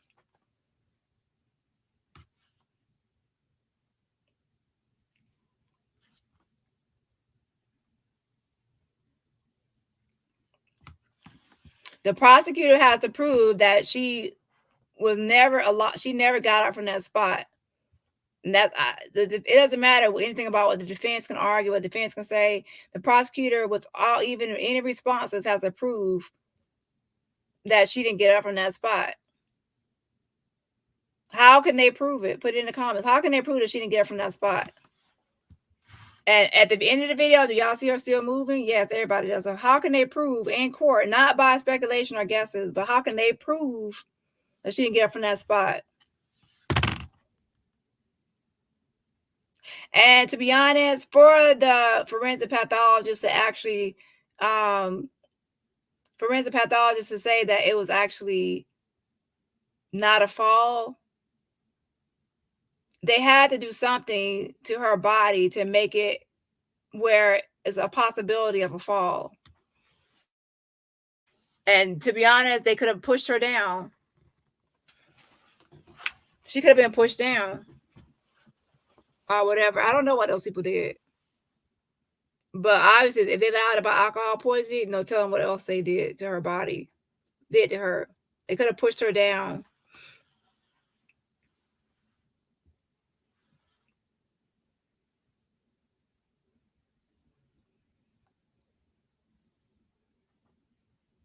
I don't know how she got into the bathroom. Maybe they put her in there and then they pushed her down. I don't know what they did, but I do know they wanted to cover up this whole thing, so they did something. And most likely the autopsy is showing like the forensic pathologist could not prove 100% that was violence because they did something to where one of her injuries could look like a fall because of how they set it up or whatever. Undetermined means there is not really like a way to 100% prove that it was violence. So, a homicide, should I say.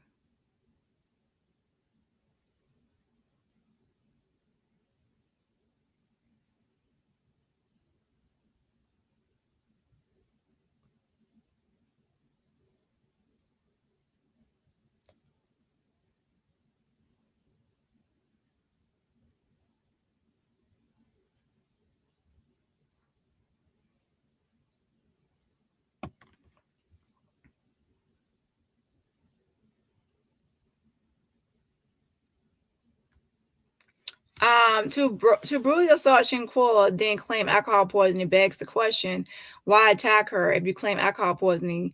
Was this determined before or after the assault? See, the thing is, they said alcohol poisoning, but they also said that she fell. The reason they want to say alcohol poisoning is because they want to have an excuse for why she fell. So that's why they said she drank too much and fell. And everyone knows sometimes when people drink too much, they can fall.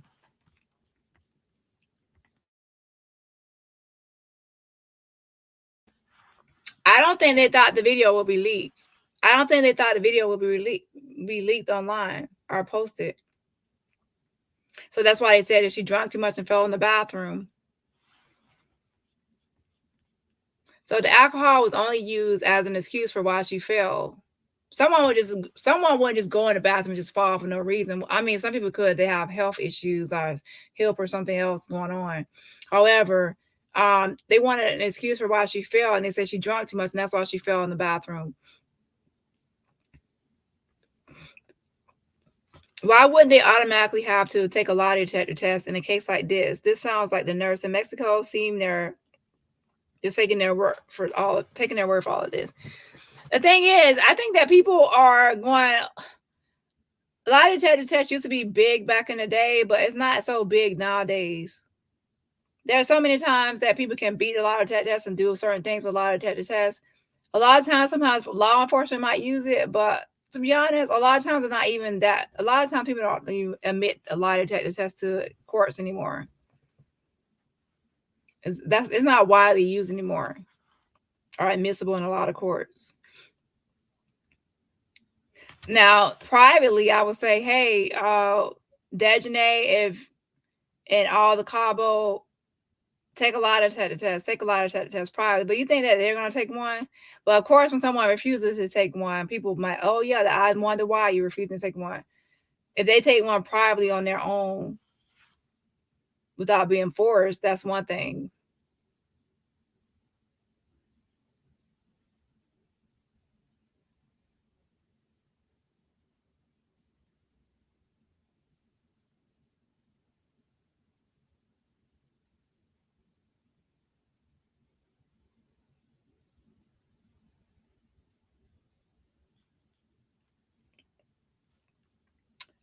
Who is what is pay to view channel? Is there somebody in this chat named pay to view? Pay to view channel, you don't know what Shanquella was saying. Okay, too. I saw the second video and Shanquella was completely slumped over with her head and upper body almost touching the ground. Who is pay to view?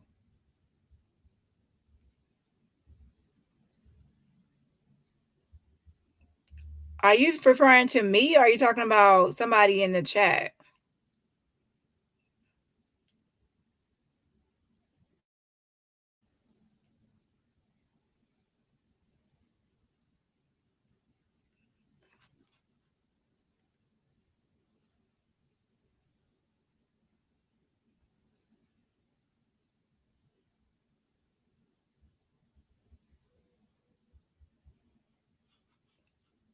Okay, I don't see who you're referring to.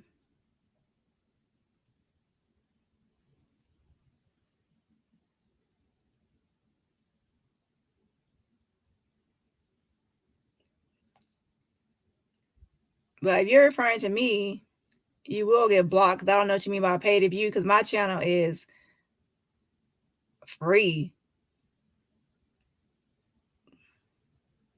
No one has to pay to view anything or even pay. All my receipts I post on here are free,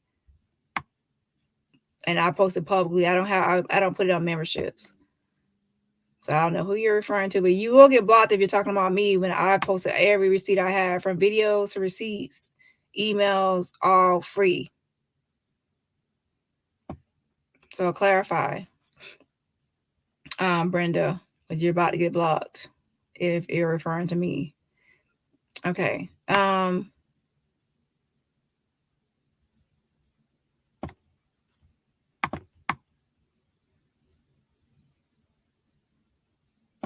Yes, thank you, Kiva. Make sure everyone signs a petition at change.org/Shanquella. That's change.org/Shanquella.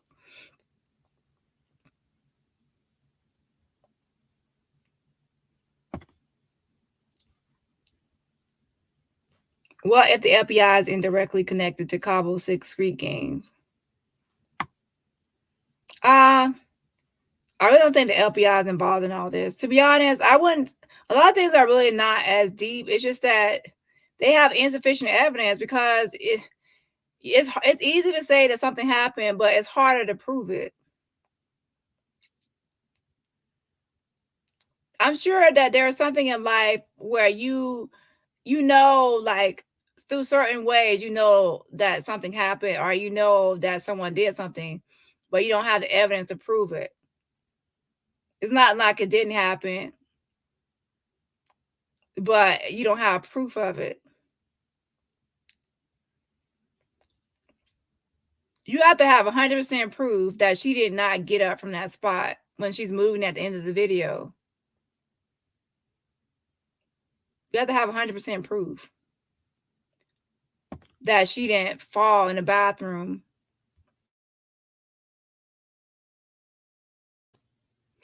To be honest, I don't have access to how they determine the cause of death. I don't have access to the photographs or the x-rays or anything like that. And even so, I might not even read the freaking x-rays or whatever. That's where an expert would come in. There needs to be another third person to examine the body, zoom in, or actually just go over both autopsies. And when I mean both, I don't mean the public copy.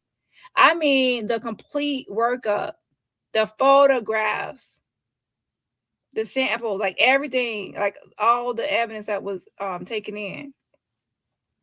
You're supposed to take a pictures of the body too. Any testing or measurements they did, the instruments used, everything needs to be known. Yeah.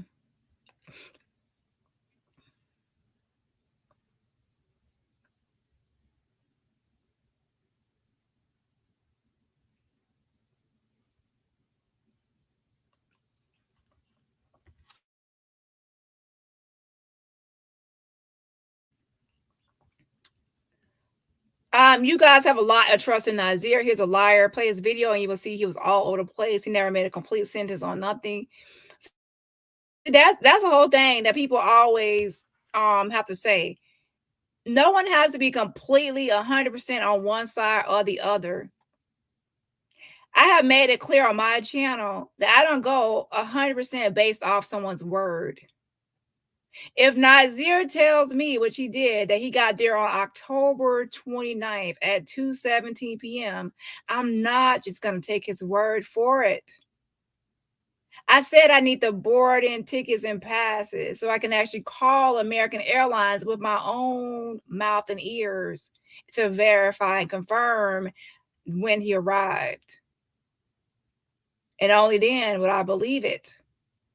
And then I called American Airlines. I gave them the ticket information. They told me he boarded that flight and what time it landed. Nazir then sent me a video and it showed that he arrived and pulled up to the villa at 2:17 p.m.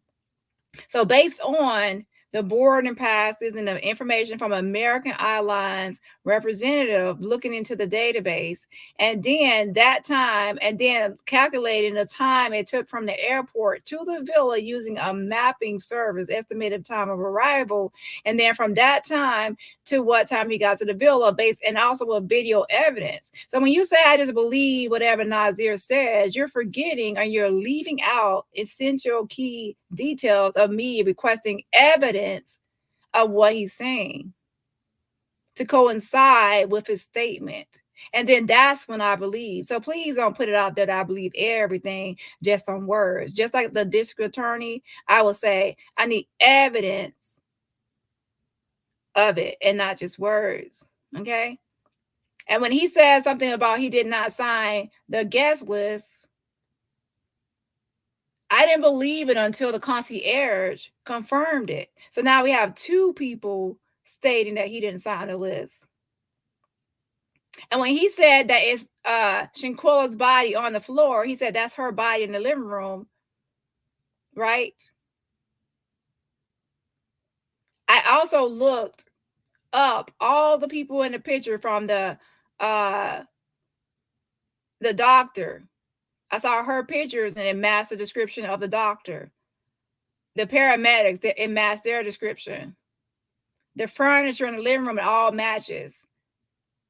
So when Gerardo Zuniga posted it, he said, this is Shanquella's body. Nazir confirmed it. And then all the people in the room and the furniture also matched. And that's when I said, yes, it's Shanquella's body. You see, I don't just go by one person or one key thing. I combine a bunch of things together and then I will believe it. Until then, nope. There's a difference between someone listening to someone and believing it. I listen, but I don't believe until I can confirm it. So that's how I run my channel. Okay, so don't say I just believe everything Nazir says. I believe what is confirmed only. Just because I put out something, a statement he put, that doesn't mean, oh, she put out this statement. No, I'm just showing y'all because some people on my channel are nosy and they're curious and they want to know what he responded. So because I put out a message or receipts or text, it doesn't mean I believe everything that he put or he wrote or he said. I'm just sharing information from a person in the case. So I hope that has not been the conception that I believe everything just because he texted to me in the IG. I hope that's not what y'all are seeing out here, because that's not the case. I actually have to wait until I get 100% proof or confirmation. What I'm doing is I'm sharing information out here that is shared with me. I'm just sharing information because people out here keep coming to me. They want to know, like, can anyone at a Cabo 6 talk? Can anyone at Cabo 6 talk? So I get a person to talk, and that's only so people can get answers or to get statements. Now, do I believe some of the things he says? Yes, because it makes sense, but that's based on my own opinion. Okay, but when it's something like what day he arrived, I obviously have to validate that first. And like I said, anyone can believe what they want to, but everyone has their own brain or their own thoughts and their own opinion. And you're on my channel. There are some people on my channel that don't like Nazir. I'm not forcing anyone to like Nazir. I put out receipts, and then people, you believe what you want to based on the receipts. To be honest, once I put out the text messages, I didn't even come back and talk about it. I put it out there so everyone else can see it and discuss it themselves. I haven't even discussed it since I put them out. So yeah, make sure that before you put out in the atmosphere that Danny believes everything that Nazir says, make sure that you also ask them or tell them that I've also asked them for receipts from him too, to verify what he's saying. So that means I don't just go by words.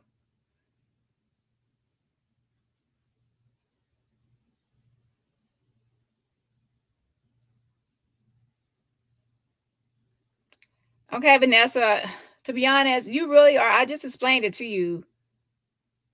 People, just like when people, did you watch Nazir? This is my last time going over this because I'm really not going to keep going over this.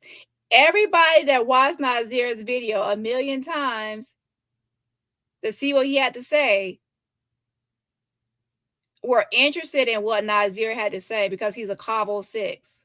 So anyone that reads my messages from Nazir are just interested in what he has to say. It doesn't mean that they automatically believe everything that he has to say. It means that they are interested in what he has to say. And if Dejanay made a video, people won't automatically believe everything she said because she made a video. If she wrote messages, people won't automatically believe it because she wrote it. People would want to watch it or read it because of who is saying it. So please understand, when I post messages, it's just so people can see what a Cabo 6 had to say. That's it. Don't read too much into it. Please don't. It's the same thing as watching the video. You want to see what he had to say. You read the messages to see what he had to say. It doesn't mean that, oh, he said this, now it's gospel. Child, that's not what it is. A receipt RT.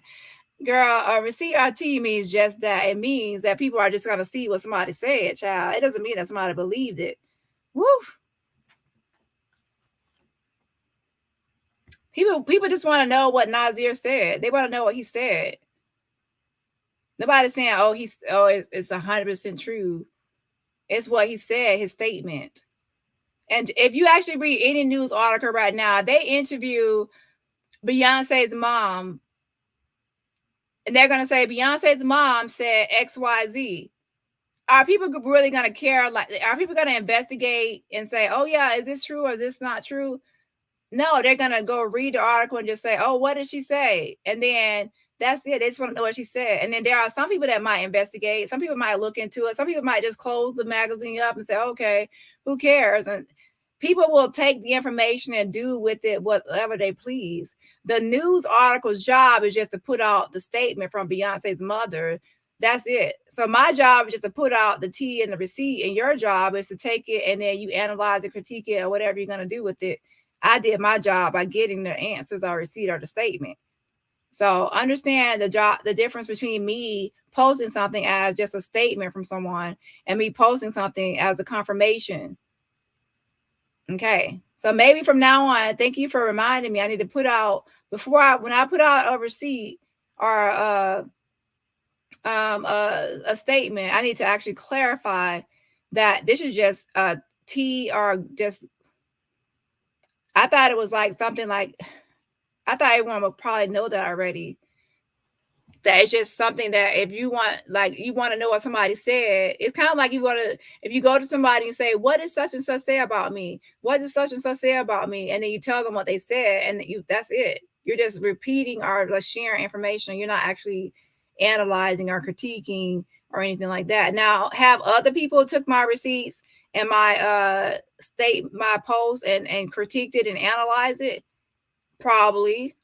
But did I do it? Not really. I just posted it because I'm just a news source.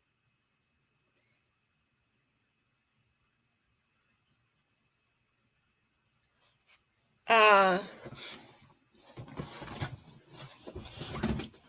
me actually check my messages because I think someone sent me something. Hold on. But yeah, if what you have to understand as a YouTuber is that sometimes if you speak to someone, when you post something, it's only to show people what was said. It's not taking a side. It's not stating your position. It's not saying you agree. It's not saying anything about what you think. It's only to say that this is what was said by the other party. Okay?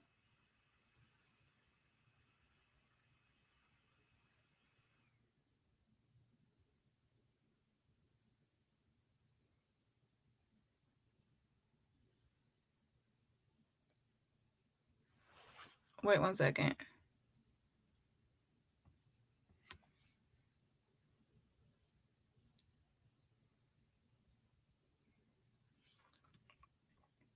I hear a lot of folks saying there's a second video showing Winter body slam her and that what took her out because ain't no way she can have all them bruises out the fall. I did ask about that, and to be honest, I even asked her father about it, and it was like at first people were hearing about a video, and then from there on, it was no talk about the video. In my opinion, I did see something before, and what I saw, wait 1 second. Oh, that's not it. Okay, I saw something before, but what I saw was a fake video. It wasn't even a video I saw before was not even a video of Shanquella being brutally attacked. It was completely different people. It was completely different people. But somebody had it on a thumbnail. They had that it was Shanquella and then another kind of attack, but it was not even the same like people involved or whatever. So I don't know what that's about.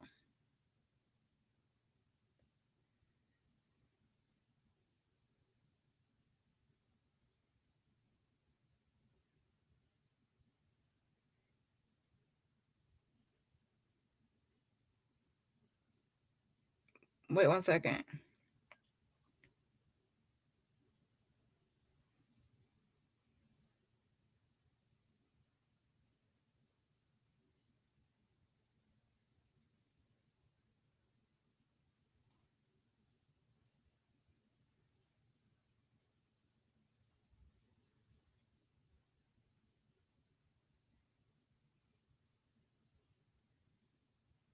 Okay, so basically, people are thinking that the two women involved are related to the family, to some of the Cabo. And again, like I said, I have not looked into that yet, so I don't know if it's true or not. And also, I don't know.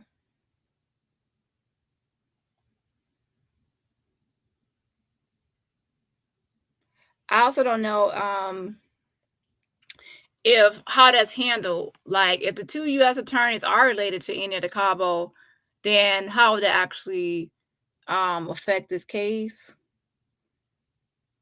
Because Dejanay is the one that's actually the one that's facing extradition. I don't know. So to be honest, is it someone else looking into that? Because I said I would do it, but not. It's not like a priority, so it's not at the top of my list to look into the relations. Um, but yeah, so that is the question right now. People are having: are the two U.S. attorneys related to any of the Cabo? So I don't know if another YouTuber has posted or looked into this or not. I plan to, but I don't know when, to be honest, because right now coming up, I actually have to make phone calls for the Jalen Lewis case. That's the case I'm also working on. I have to actually do a lot of work on that case this week coming up.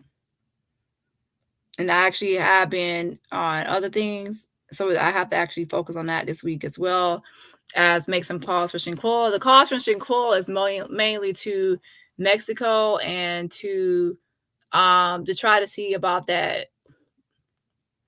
See if there's like a forensic pathologist to look at the two autopsy reports that are already here. And the two autopsy reports are the one from Mexico and the one from the FBI. If someone can just look over those, that would be great. That's an expert. Now, people did mention here in C. Lee. I did call and then I also did email and no response. And I think other people emailed. Some people messaged me and said they also emailed him.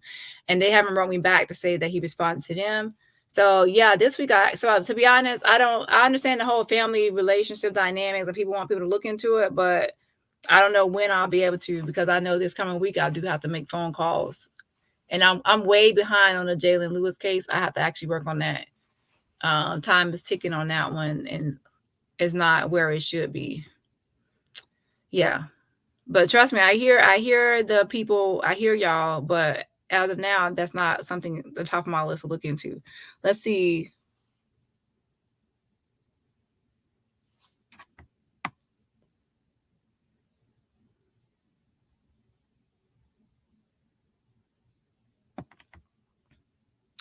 It's a lot of day says with no factual proof to back the day says up. To be honest, I did. Yeah, it's a lot of rumors. I did see a video before, but it was not Shanquella, and it was a fake video. It was a video of a totally different everything. It was not even the real people involved in this. But then the title of the video had Shanquella or some kind of thing. I thought I could have saw it recently too. It was fake. And that was at a time when a lot of fake stuff was popping up. And what I always tell a lot of people is that if there was a video of Winter attacking, if you actually saw the video of Dejanay brutally attacking Shanquella, as soon as that was posted online, it hit everywhere. Twitter, Facebook, YouTube, it was everywhere. And then around that same time, that fake video popped up. And people really don't think that that video would be everywhere, because guess what? As soon as you post anything, people record it or screenshot or and download, and it spreads viral. And at that time, Shanquella's case was really like trending.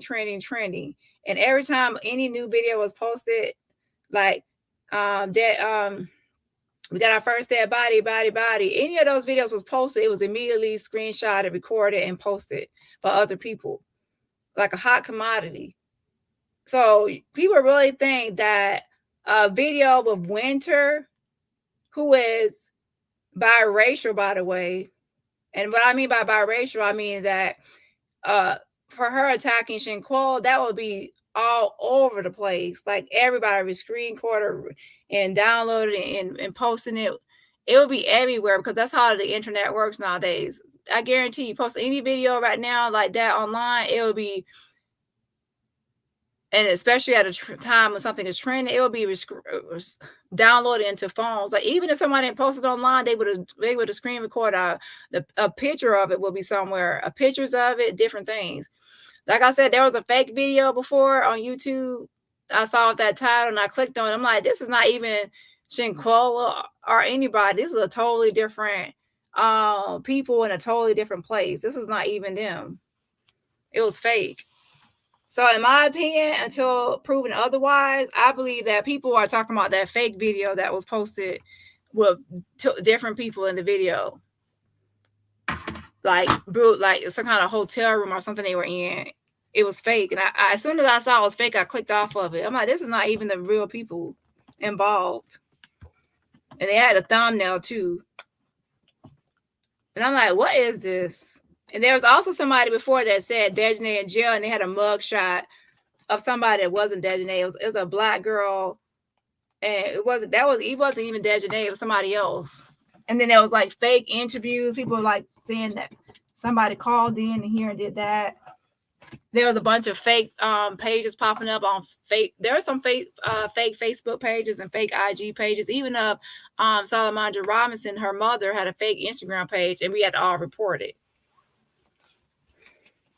So yeah, I don't believe that there's another video. I believe that there's a video, but it's only a continuation of the current video, like a video before the video that we see now, and then after. But only with Dejanay as the attacker. And if there were a video of Winter, there will be 2 arrest warrants in Mexico. One for Dejanay and one for Winter. There will be 2. But obviously, and also at this time, the Cabo can't lie anymore about there they said no fighting. I'm using their words, there was no fighting. Okay. So by now the FBI has questioned everybody and about that video. And at that point, they will automatically know if there was actually Winter, because Dejanay would say, hey, yeah, but Winter also attacked Shanquella. Why would she actually just take the complete fall? She would say Winter attacked, and then the other ones will say Winter attacked too. So yeah, don't forget that they all gave statements. So who all brutally attacked her, and it would be only Dejanay, in my opinion. But of course, everyone can believe what they want to, but I believe that the whole thing started because of a fake video being posted, and it had somebody attacking somebody, and they said it was Shanquella, but it was a fake video. It wasn't even the real people involved. And there wasn't even, Dejanay didn't come on here saying she was charging for interviews and she was speaking or anything. That's fake. That was all fake. I'm going to answer 2 more. Okay, so basically I'm going to change the title of this video to open chat. Open chat is when I just talk to people and then I just read comments, because that's what this has changed over to open chat. Is Mexico going to ask for the rest of them to be sent back?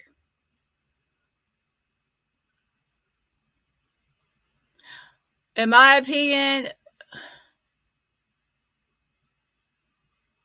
I think that if they can extradite Dejanay Manhan Jackson back to Mexico, that during her trial and when she actually talks and tries to weasel her way out of trouble, that she will tell on the others in a way that will prove that they actually were part of cover-up. And from there, the U.S. will probably not extradite, but just charge them over here with something. So I believe that if they can get her back to Mexico, that the FBI will probably charge them from something over here. I don't know. And to be honest, I don't know what they can all charge them with over here.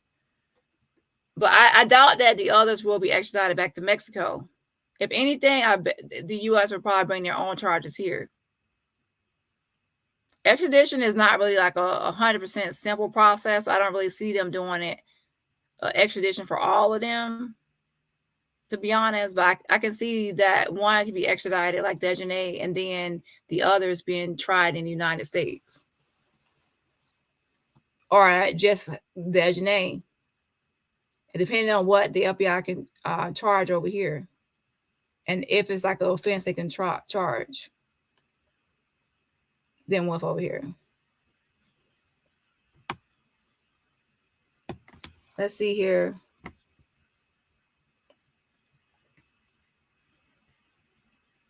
Yeah, some people will do anything for clicks and coins, including make up a lot of fake stuff. A lot of fake stuff. Your advocacy for Shanquella and Jalen is appreciated. Yeah, it's teamwork. And yeah, the other case still needs work, like I said, so I definitely will have to work on that this coming week.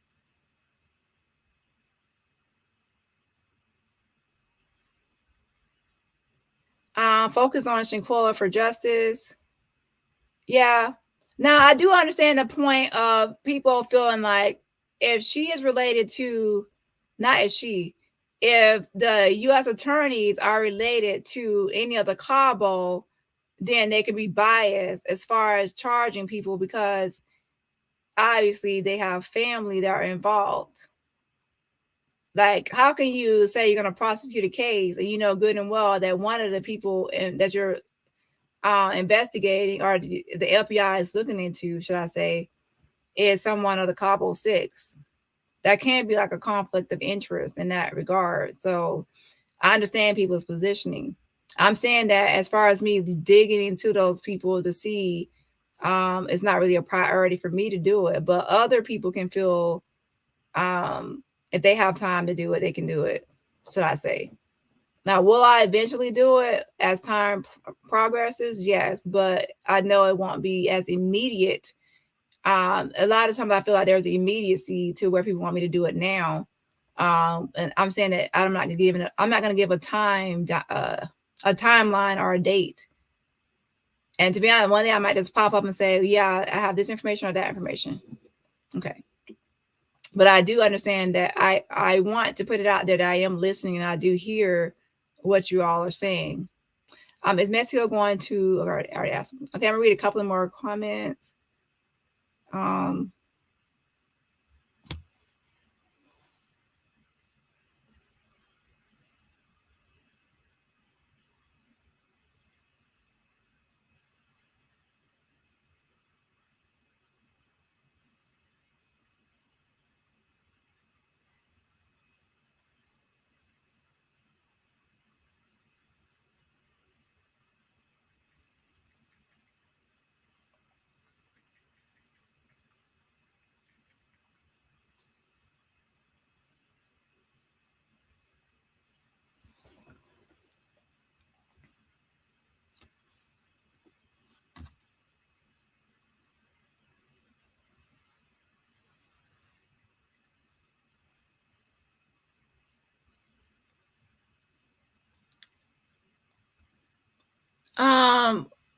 Thank you, Danny. I appreciate that. And I'm out of here. Good night. Justice for Shanquella Robinson. Good night. Have a good night. A conflict of interest. Recusal is required. Recusal is required if a judge or attorney general has personal knowledge of a person or related in any way. Yeah, so that's what I'm saying. I definitely will look into it, but I know some people want it done immediately, and I'm just letting them know it won't be immediately done. But I will look into it, definitely. It's on my to-do list. It definitely is. Yep. Let's see.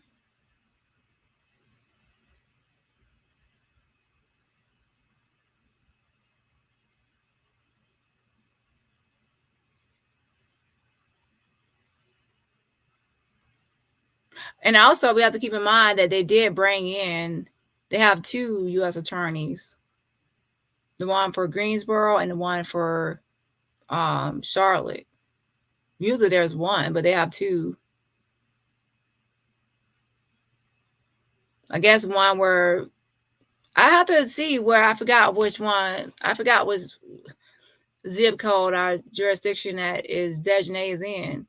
I know one of them some of them is from Greensboro, but I can't remember. I have to look at the list again. I can't remember, so I'm not going to really say to why they have the middle and western there.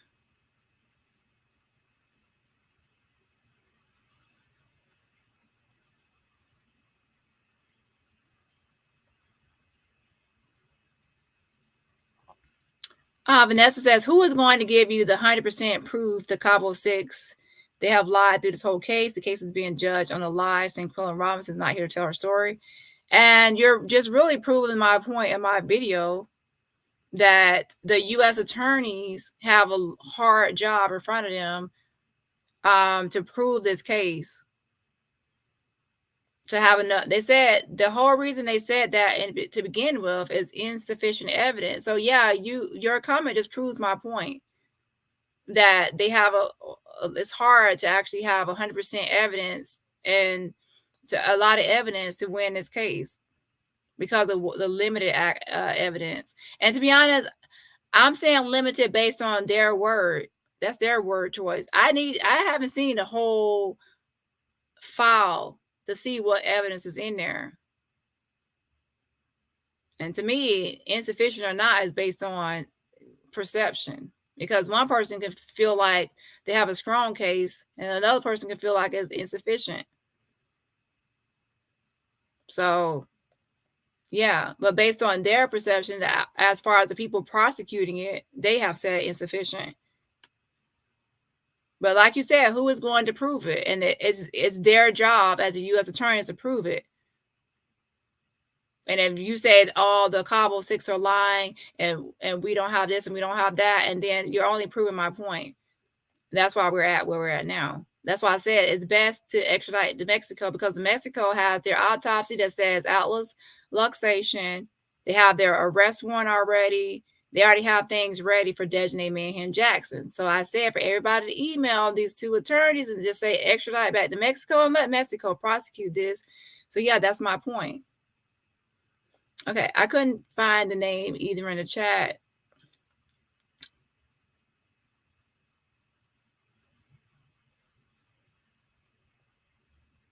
Yes, I don't know why they put that.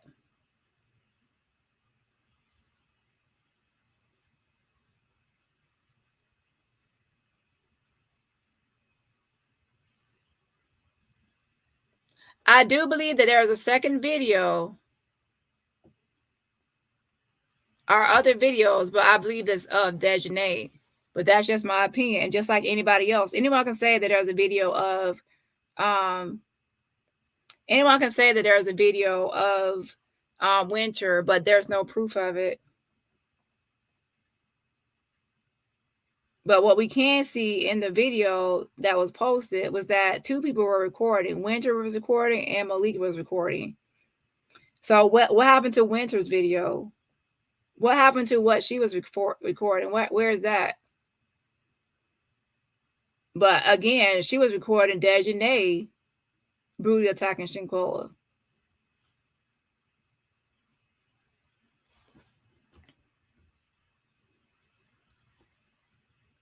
So I'm not saying that there's not a video. I'm saying that I saw a fake video before, and I don't know. It's hard to believe in 2023 that a video of that nature of Winter attacking Shanquella just disappeared into thin air, and no one even got up a screenshot or a snap of it, even though that's something that would go viral if anyone got pieces of it. And it was posted on different places, but no one, it all of a sudden just vanished to everywhere. I'm just saying the only thing I saw was a fake video and it wasn't real.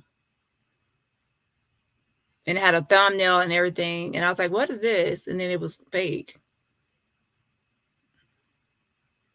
Like at least show like a someone would take a screenshot or a picture just like with the other one. But yeah.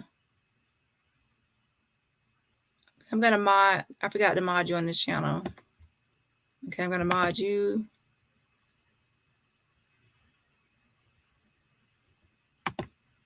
But pretty much, just everyone needs to keep in mind that the ultimate goal is justice for Shanquella. So there's no need to go back and forth with arguing about different points and feeling like you have to be, oh, just because someone doesn't agree with you, they're automatically an enemy. That's not the case. Some people will believe certain things and others will believe other things. That's not the whole objective. The whole objective is justice for Shanquella and not who's right or who's wrong on certain points. I give my opinion, y'all give y'all opinion. And that's it. It doesn't have to be like now we're enemies or we're at war. That's not how things should work, to be honest, at all. Some people are not. I mean, you're not gonna agree with everything. Some people still believe that he got there on this date or that date, and that's. I'm not gonna hate you just because you believe that he got there on a Friday and I believe on a Saturday. That's your opinion. Okay. The ultimate goal is justice for Shanquella at the end of the day. And that's what I keep in mind, that everybody, no matter what they believe, usually has that one goal of justice for Shanquella. And then in that regard, whether you believe something or not believe something, you can still send an email for justice for Shanquella. Because don't you want justice too? So just send an email to these 2 U.S. attorneys, because that's your goal too, is justice for Shanquella. But just like with anybody else, I will have my opinions. Like some people think that the family are involved and they attack the family. On my channel, I said, I'm not going to attack the family. I don't believe the family are involved at all. Okay. So I said in my chat and on my channel, no one can attack the family. But if you're a person that believes the family is involved, then you can go to another channel and attack the family. But at the end of the day, I'm not going to like say, oh, I hate you. You can still, to be honest, just like everybody else, you can still send an email, because even you still want justice for Shanquella, right? So you can still send emails as well. Simple. So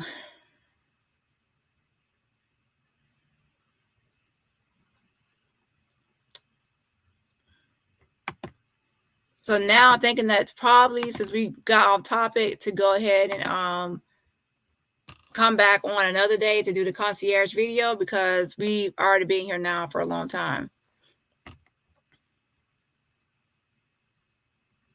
Wait 1 second.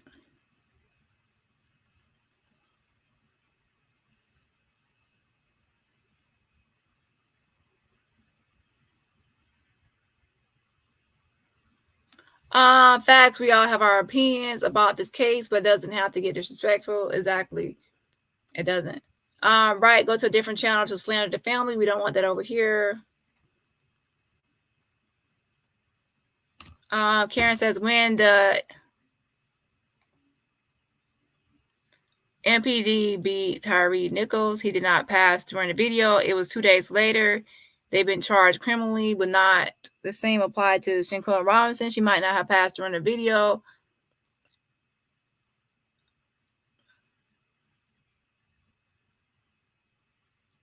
For Tyree, it was like a complete, like everything was on. What was Tyree Nichols' autopsy results? His autopsy results is going to come back as homicide. They need that autopsy to come back as homicide. He has way more video evidence, and also he didn't really get up after all these attacks. He pretty much just died. He never really regained his full self after this attack. To be honest, you can't really compare these two cases. One has way more evidence from day one. Day one of any investigation is the first day to collect the most evidence. For Tyree Nichols, there's way more evidence.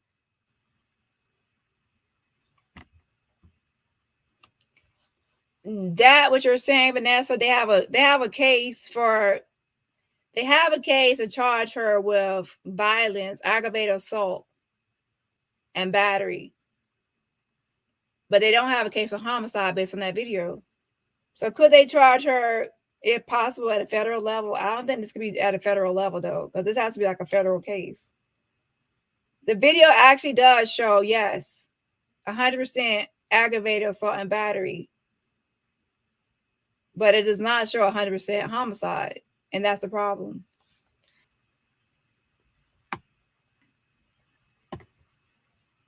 I appreciate y'all too, Deanna. Good night. Gotta take 5. And also, thank you, mods. I noticed, and that's the thing too. People forget. I also have mods here, and my mods are here like 3 hours. 3 hours mod in the chat. And that's if you actually mod for anybody, that's actually your job. Posting comments, posting statements, posting links, things like that, mod in the chat. So I have to also be considerate of my mods' time and energy as well. Have a great night, Arissa. Very brash and disrespectful for no reason. Hey, Tales and Fairies, I miss you.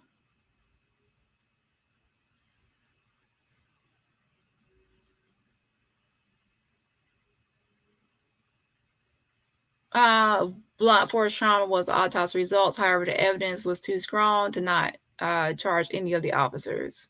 Good